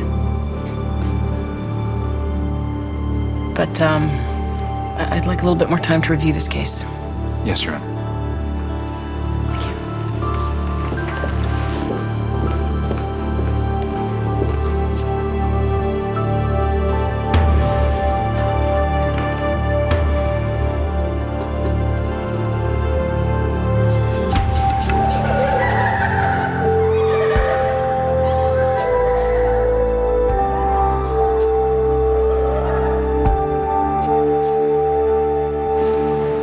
18 months after aging out of the system, 1/3 of the kids are on welfare.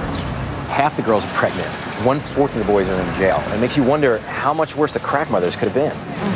But it's great for your article. Yeah, this is one of the stories. You look at the research and you think, this is really horrible. This is great. So where does the system break down? Right from the start. I mean, the state yanks these kids out of some hellhole and bounces them around from one home to another. They got no educational continuity, no job skills, no plan for the future. Then at age 18, the state gives them $250 and says, hey, good luck. What a surprise. Most of them don't excel. Well, this should be interesting. What does that mean?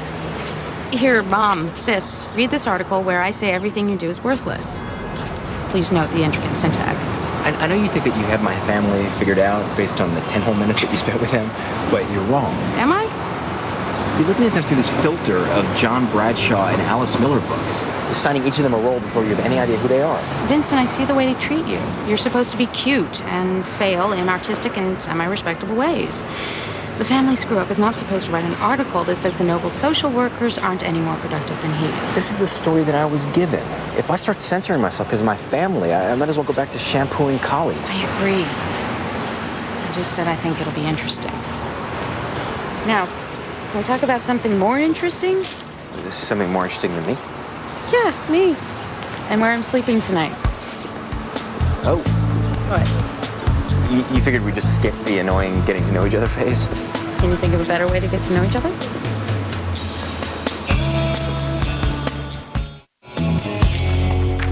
Can you tell me what this says? Well, it looks like took the gin to the video horse. But probably isn't. Perhaps it's took the gun to the victim's house. It could be. I'm not sure. Are your notes always this sketchy? No. Only when I'm here by myself and a child wanders in covered with blood. Did Jody tell you where she got the gun? Isn't that in my sketchy notes? When you testified that she should be returned to the home, had she I testified that she should not be returned to the home. In lieu of your actually reading the case, let me tell you how it went. The mother requested Jody be returned to the home, citing her husband's rehabilitation and 14 months of sobriety. Meanwhile, there was substantial evidence that Jody had been sexually abused, which was never discussed, much less treated. I tried to convince the court that Jody would not be safe if returned to the home. The court was not convinced, and back she went. Which brings us up to what you do know. She shot and killed her stepfather. In self-defense. Maxine, are you planning to be a hostile witness? No more hostile than usual. I'd like to know how I got to be a witness for the prosecution. You're the only person who can establish that the murder was premeditated. Premeditated? As in, she took the gun intending to shoot her stepfather the first time no one was looking. That's what we intend to prove. Because that's what we believe happened. And what on earth are you hoping to accomplish? We're hoping to establish that murdering your parents because you're unhappy is not okay with the state. Unhappy? You make it sound as if she shot the man because he wouldn't raise her allowance. I was Jody's main advocate, and you cannot use me to make sure she gets the toughest sentence possible. She told you she wanted to return to her home. She told you she killed her stepfather. She told you she stole the gun from her foster parents. That makes you a witness. Now, you can show up on your own or with a subpoena and a police escort. Either way, you're on the stand for our side.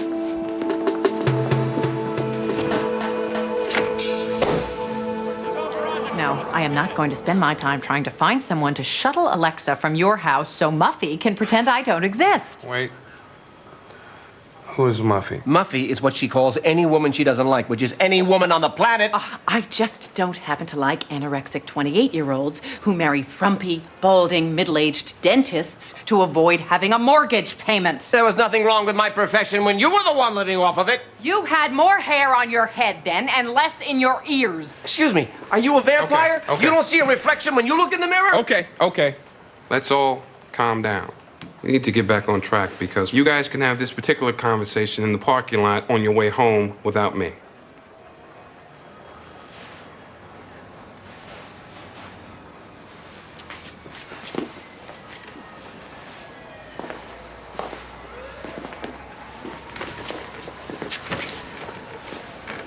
Mr. Holcomb, since you're the one who has an issue with the transfer, wouldn't it be reasonable if you just drove Alexa back and forth between the two homes? Always? Yes, always. Well, what's fair about that? What's fair about dumping your wife for an earth muffin with a face full of collagen? And what is with that anyway? Screw Western medicine until I need bee-stung lips? You should talk. You got more fake parts than Inspector Gadget.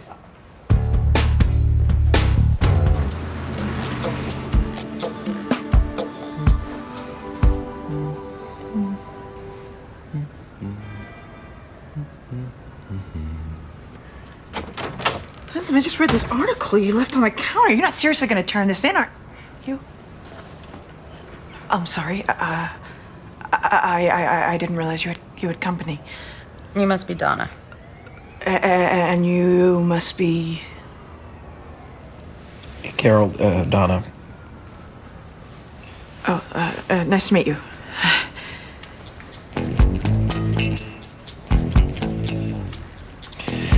let's step in the other room.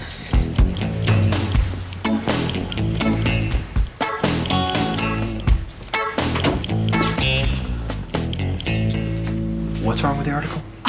Are you loopy? What about your mother and Judge Gray? What about them? Foster care is at best a noble failure. At worst, it's an insidious lie, a life raft tied to an ink timer. I know what it says. But What's going on? Nothing. Nothing or nothing you want me to know about? Donna's commenting on my article. The article itself or the potential fallout? Well, I'm obviously out of line here.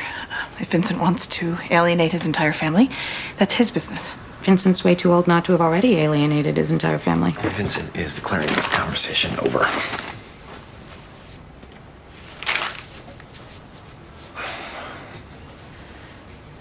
Good night.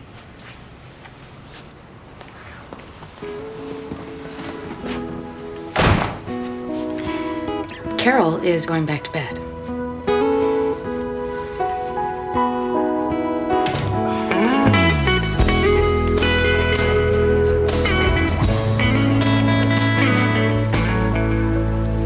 So, your mom left to get hamburgers, and you went to your room to lie down and rest? Yes. Did you lock the door? It didn't have a lock. Were you afraid? No. Really? Mom said that Mark had changed. He was different. Different how? Oh, he wouldn't do what he'd done before. What had he done before? He came into my room and had sex with me. Did this happen more than once? It happened a lot. But now, all of a sudden, you trusted him. I wanted to. Is that why you took the gun from your foster parents' house? Because you weren't sure you could trust him? I just wanted to protect myself, if I had to. But you were very eager to return to the house. Why were you looking forward to returning to a house where you felt like you needed a gun to protect yourself? Oh, I just wanted to live with my mommy and my baby sister. And you hoped it would be different? Yes. Well, if your stepfather were dead, that would certainly be different. Objection. Withdrawn. I just wanted him to leave me alone. I understand that. So you stole a gun from your foster parents, and you went home, and you went to your room, and you didn't lock your door. Objection. You didn't warn your stepfather to keep away from you. You just got your gun, and you waited for him.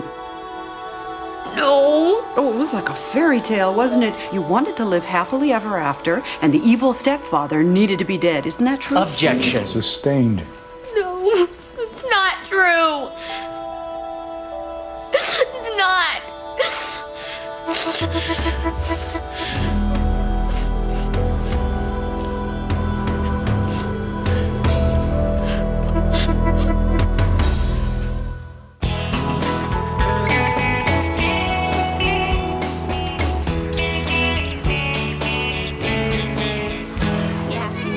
Backpack. I know. Lunchbox. An enormous science project. Astronomy. What's that on your hand? I heart Josh. Who's Josh? Josh Buchanan. I see. And you heart him? He's my boyfriend. He's your boyfriend? Yep. Well, wipe it off. No, you can heart Josh on your lunchbox or your math book. I don't want you writing on yourself. Why not? Well, because. You don't have a reason, do you? That's right. You just happen to be stuck with the meanest, most irrational mother on earth. Lots of girls in my class have boyfriends. Kimmy's going with Prannoy. Where are Kimmy and Prannoy? My friends. Oh, I don't know them. Are they in your class? No, I met them in enrichment. What's enrichment? It's this new thing after recess. It's different stuff. This method's computers. We're learning how to make web pages. Web pages? Oh, even I don't know how to make a web page. That's okay, Mom. Nobody your age knows how to do anything cool. Hey, You used to think I was pretty smart. That was a long time ago. I was just a kid.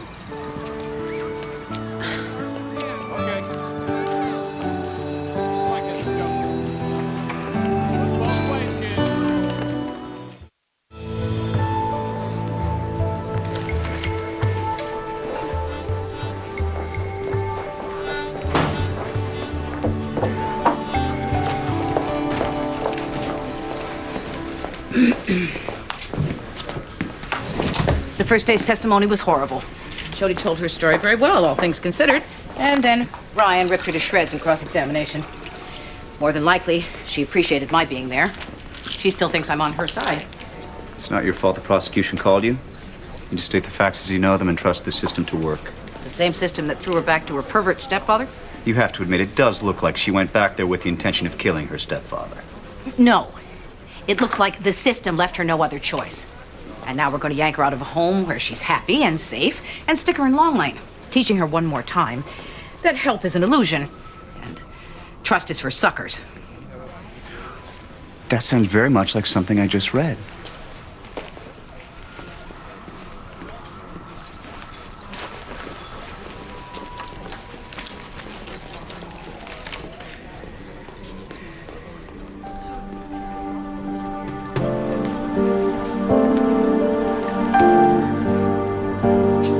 Here's what I have in front of me. A charge of educational neglect, which has been resolved. And a lot of rumors about what takes place behind the doors of a closed society. But I can't rule on rumors. I can only rule on evidence, and there isn't any. A videotape of little girls strutting around in big hair and lots of makeup and dancing provocatively it's not a sign of anything illegal. It's questionable judgment, and in my personal opinion, bad parenting. But if bad parenting were illegal, I'd have half the state on my docket right now. Ms. Riley, I want you to keep an eye on your sister, and if you ever have any tangible evidence of illegal activity, take it to the authorities right away. Your Honor, I just want to thank you for not splitting up what's left of our family. Well, don't thank me, Mrs. Riley. Because if I could rule on my gut instinct, this case would be ending very differently.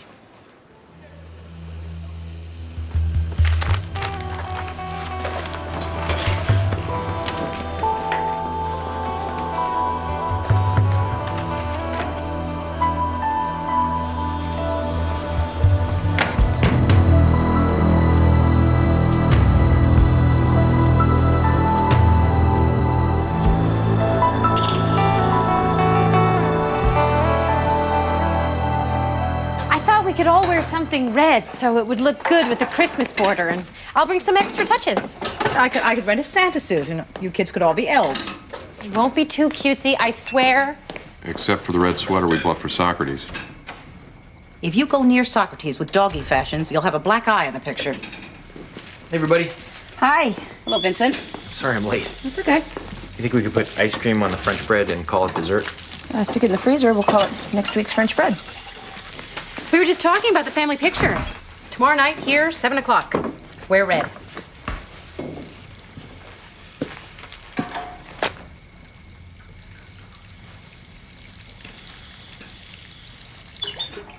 So, anybody read my article? Yeah, we read it. What'd you think? It was fine.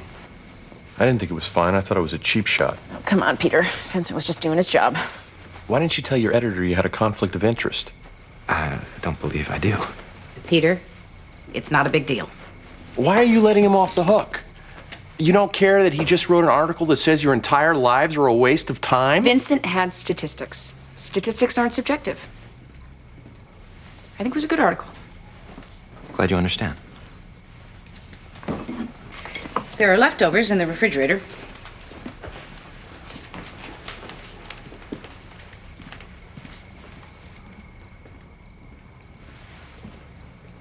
If you don't have anything red, green would be fine too.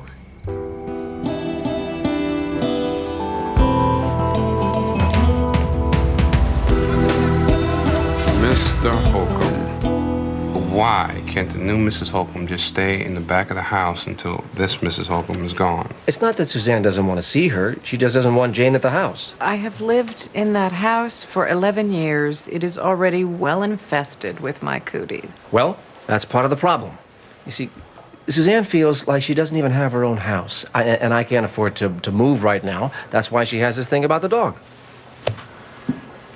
What thing about the dog? Suzanne doesn't want Jane to see the dog. I've seen the damn dog. She doesn't want you to see him anymore. Why not? Because the dog is a symbol, okay? I know you'll think it's stupid. I don't want to hear it. What's the dog a symbol of? The future. Suzanne says that everything around her has to do with the past.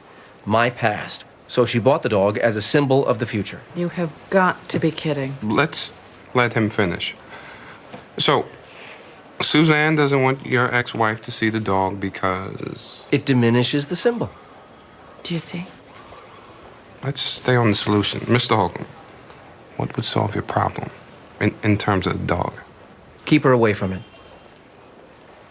Mrs. Holcomb, would you agree to stay away from the dog? I don't go looking for the dog. What if it approaches me? Do I run away? Eek, it's the dog of the future. She doesn't want to solve this. We need to go to court and make a judge order her to cooperate. No, we don't need to go to court for that. I can get the judge to sign a restraining order. You're gonna get a restraining order against me? Yes. You're joking. On behalf of what? The dog of the future. So, Mrs. Pruitt, Jody never mentioned any sexual abuse to you? No. Mark hit her once, back when he was drinking.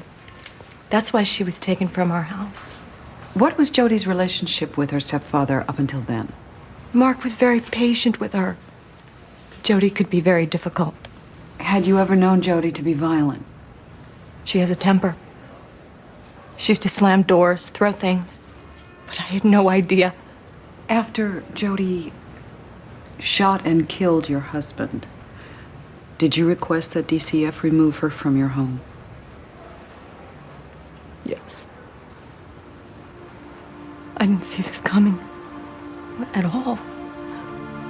So now I'm afraid. How do I know she won't gun me down next? Or the baby? I don't want to sleep in my own house with the bedroom door locked so my daughter won't shoot me.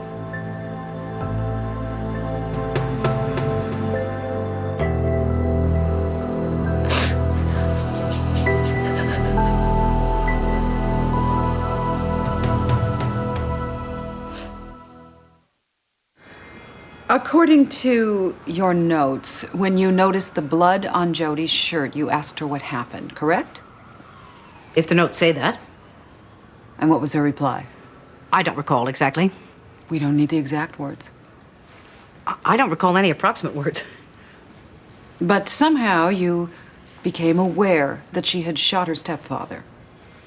Yes, somehow. Did you ask her where she got the gun? I don't recall. Would you read the highlighted text from the notes you yourself jotted down after interviewing Jody that night? I asked her... I'm not sure what the rest of that sentence says. Further down, it says, Jody said she... And then I wrote something that looks like took the gin to Doesn't it say took the gun to the victim's house? That's what you think it says. I honestly can't tell. Your Honor. I'll see the witness in my chambers. I'm signing a TRO for a dog. That's correct. Did someone suggest a TRO for a dog? Actually, that was my idea. What is the dog of the future? Don't. I owe you for keeping this one out of my courtroom. Yeah, well. So what happened to the Wanderers? I guess they'll keep on wandering. How many rings of hell are there? I think I want to poll the audience. Just trying to figure out which one I'm in. What are your qualifications? Well, this is the first case I could do absolutely nothing about, even though I strongly suspected something should be done. My brother has turned into Carl Bernstein and has set out to single-handedly prove that what I do is pointless. And recently, Lauren informed me that she's wised up and realized I'm no longer smart or cool. I'd say it's about the 5th ring, teetering on the 6th. I mean, whatever happened to families? Why are we negotiating about whether or not an ex-wife can look at the blended family's dog? And why is Lauren taking enrichment anyway? Whatever that is.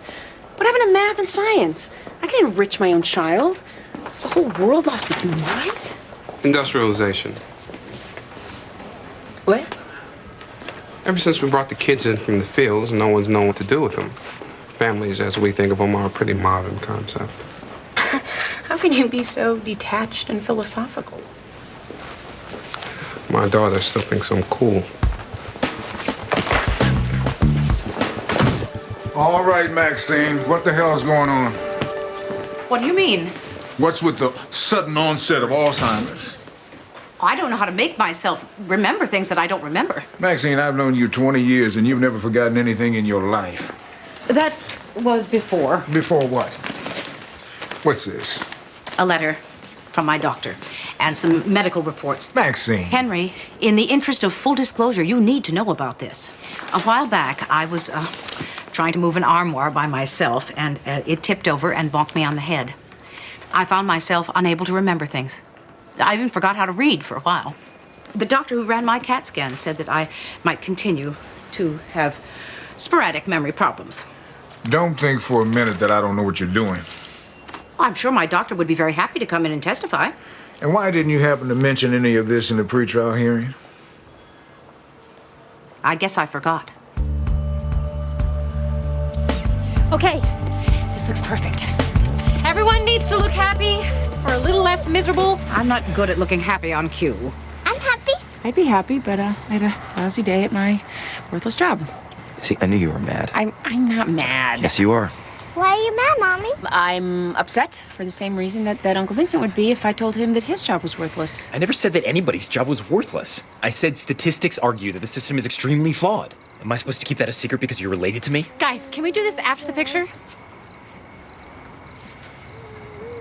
Tell me one thing I said that wasn't true. Everything you said is true. You did a terrific job of telling one side of the story. Maybe you're not upset about the article. Maybe you're upset because I've strayed from my assigned role as a lovable family failure. What kind of a psychobabble BS is that? I have always been supportive of you. All right, you two. Can we get the happiness over with? Mother, why are you pretending this doesn't bother you? Would you have been upset about the article if somebody else had written it? It's not the article, Vincent. It's you. You took your sexy one-sided statistics and you wrote your exploitive article to further your own career. You're like every other slimy, myopic journalist. Amy. You didn't even tell me you were writing it. You didn't ask me how I felt about anything, like how it feels to commit a child to DCF when I know those statistics better than you do. I wasn't supposed to be writing about how you feel. Well, it's a good thing, because you obviously don't give a damn. Okay, everyone just shut up for 1 minute and smile. All right. Good. But let's get a couple more in case. Oh, I think that was great. Really, really, really good.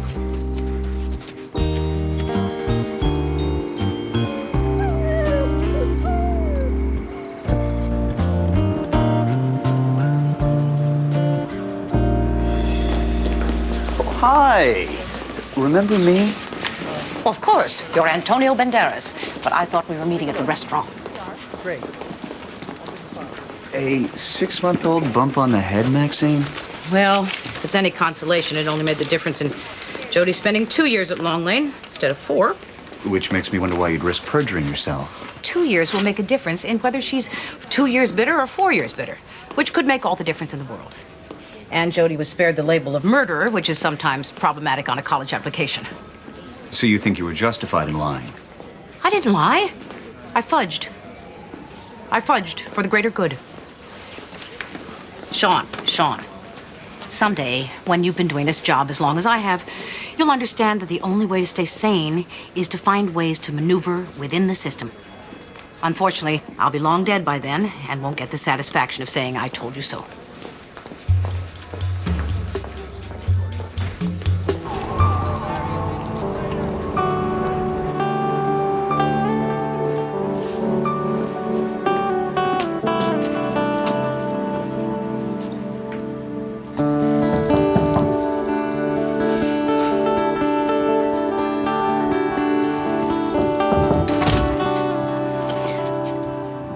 Oh, hi. Hi. You're Amy. Yes. I'm Carol. Right. Right. I think I met you at my house, or at my mom's house one time. Well, I haven't met you since I've been sleeping with your brother. No. I mean, yes. Yes, that's true. Is he around? He's in the shower. Because we kind of had a fight earlier. I just wanted to apologize. It was dumb. I was a jerk. It was about his article. So, do you want to come in and wait? Yeah. I guess I will.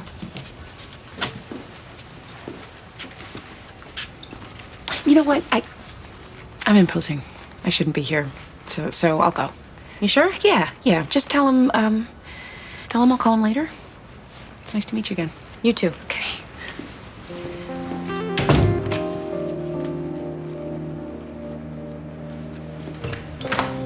Hey, Hey, talking to somebody? your sister. Amy? She's here? She left. She said she would talk to you later.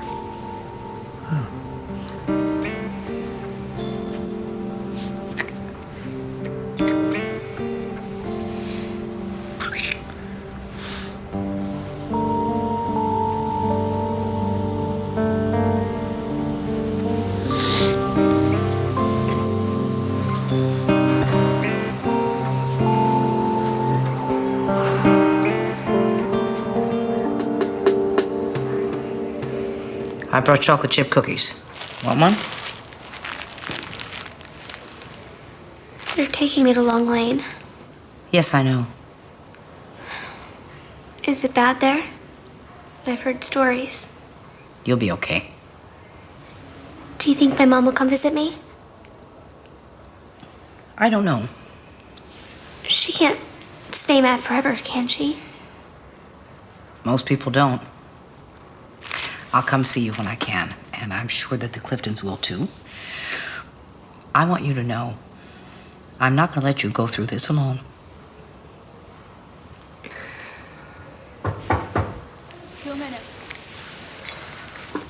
Will someone tell my mom where I am? In case she wants to come visit? I'll do that. And will you give her this?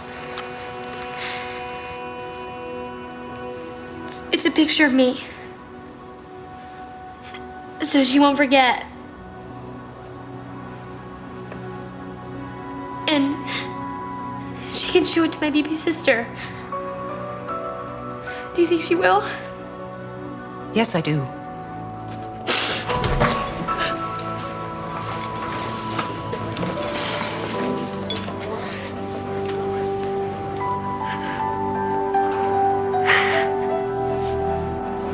Time to go.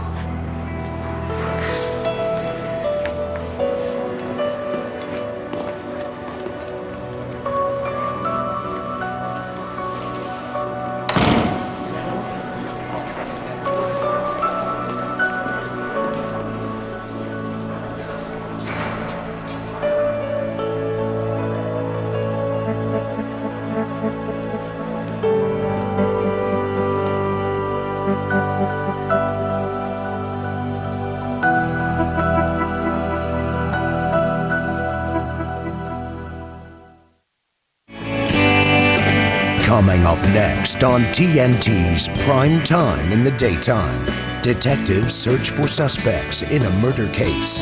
Don't miss Law and Order, next on TNT.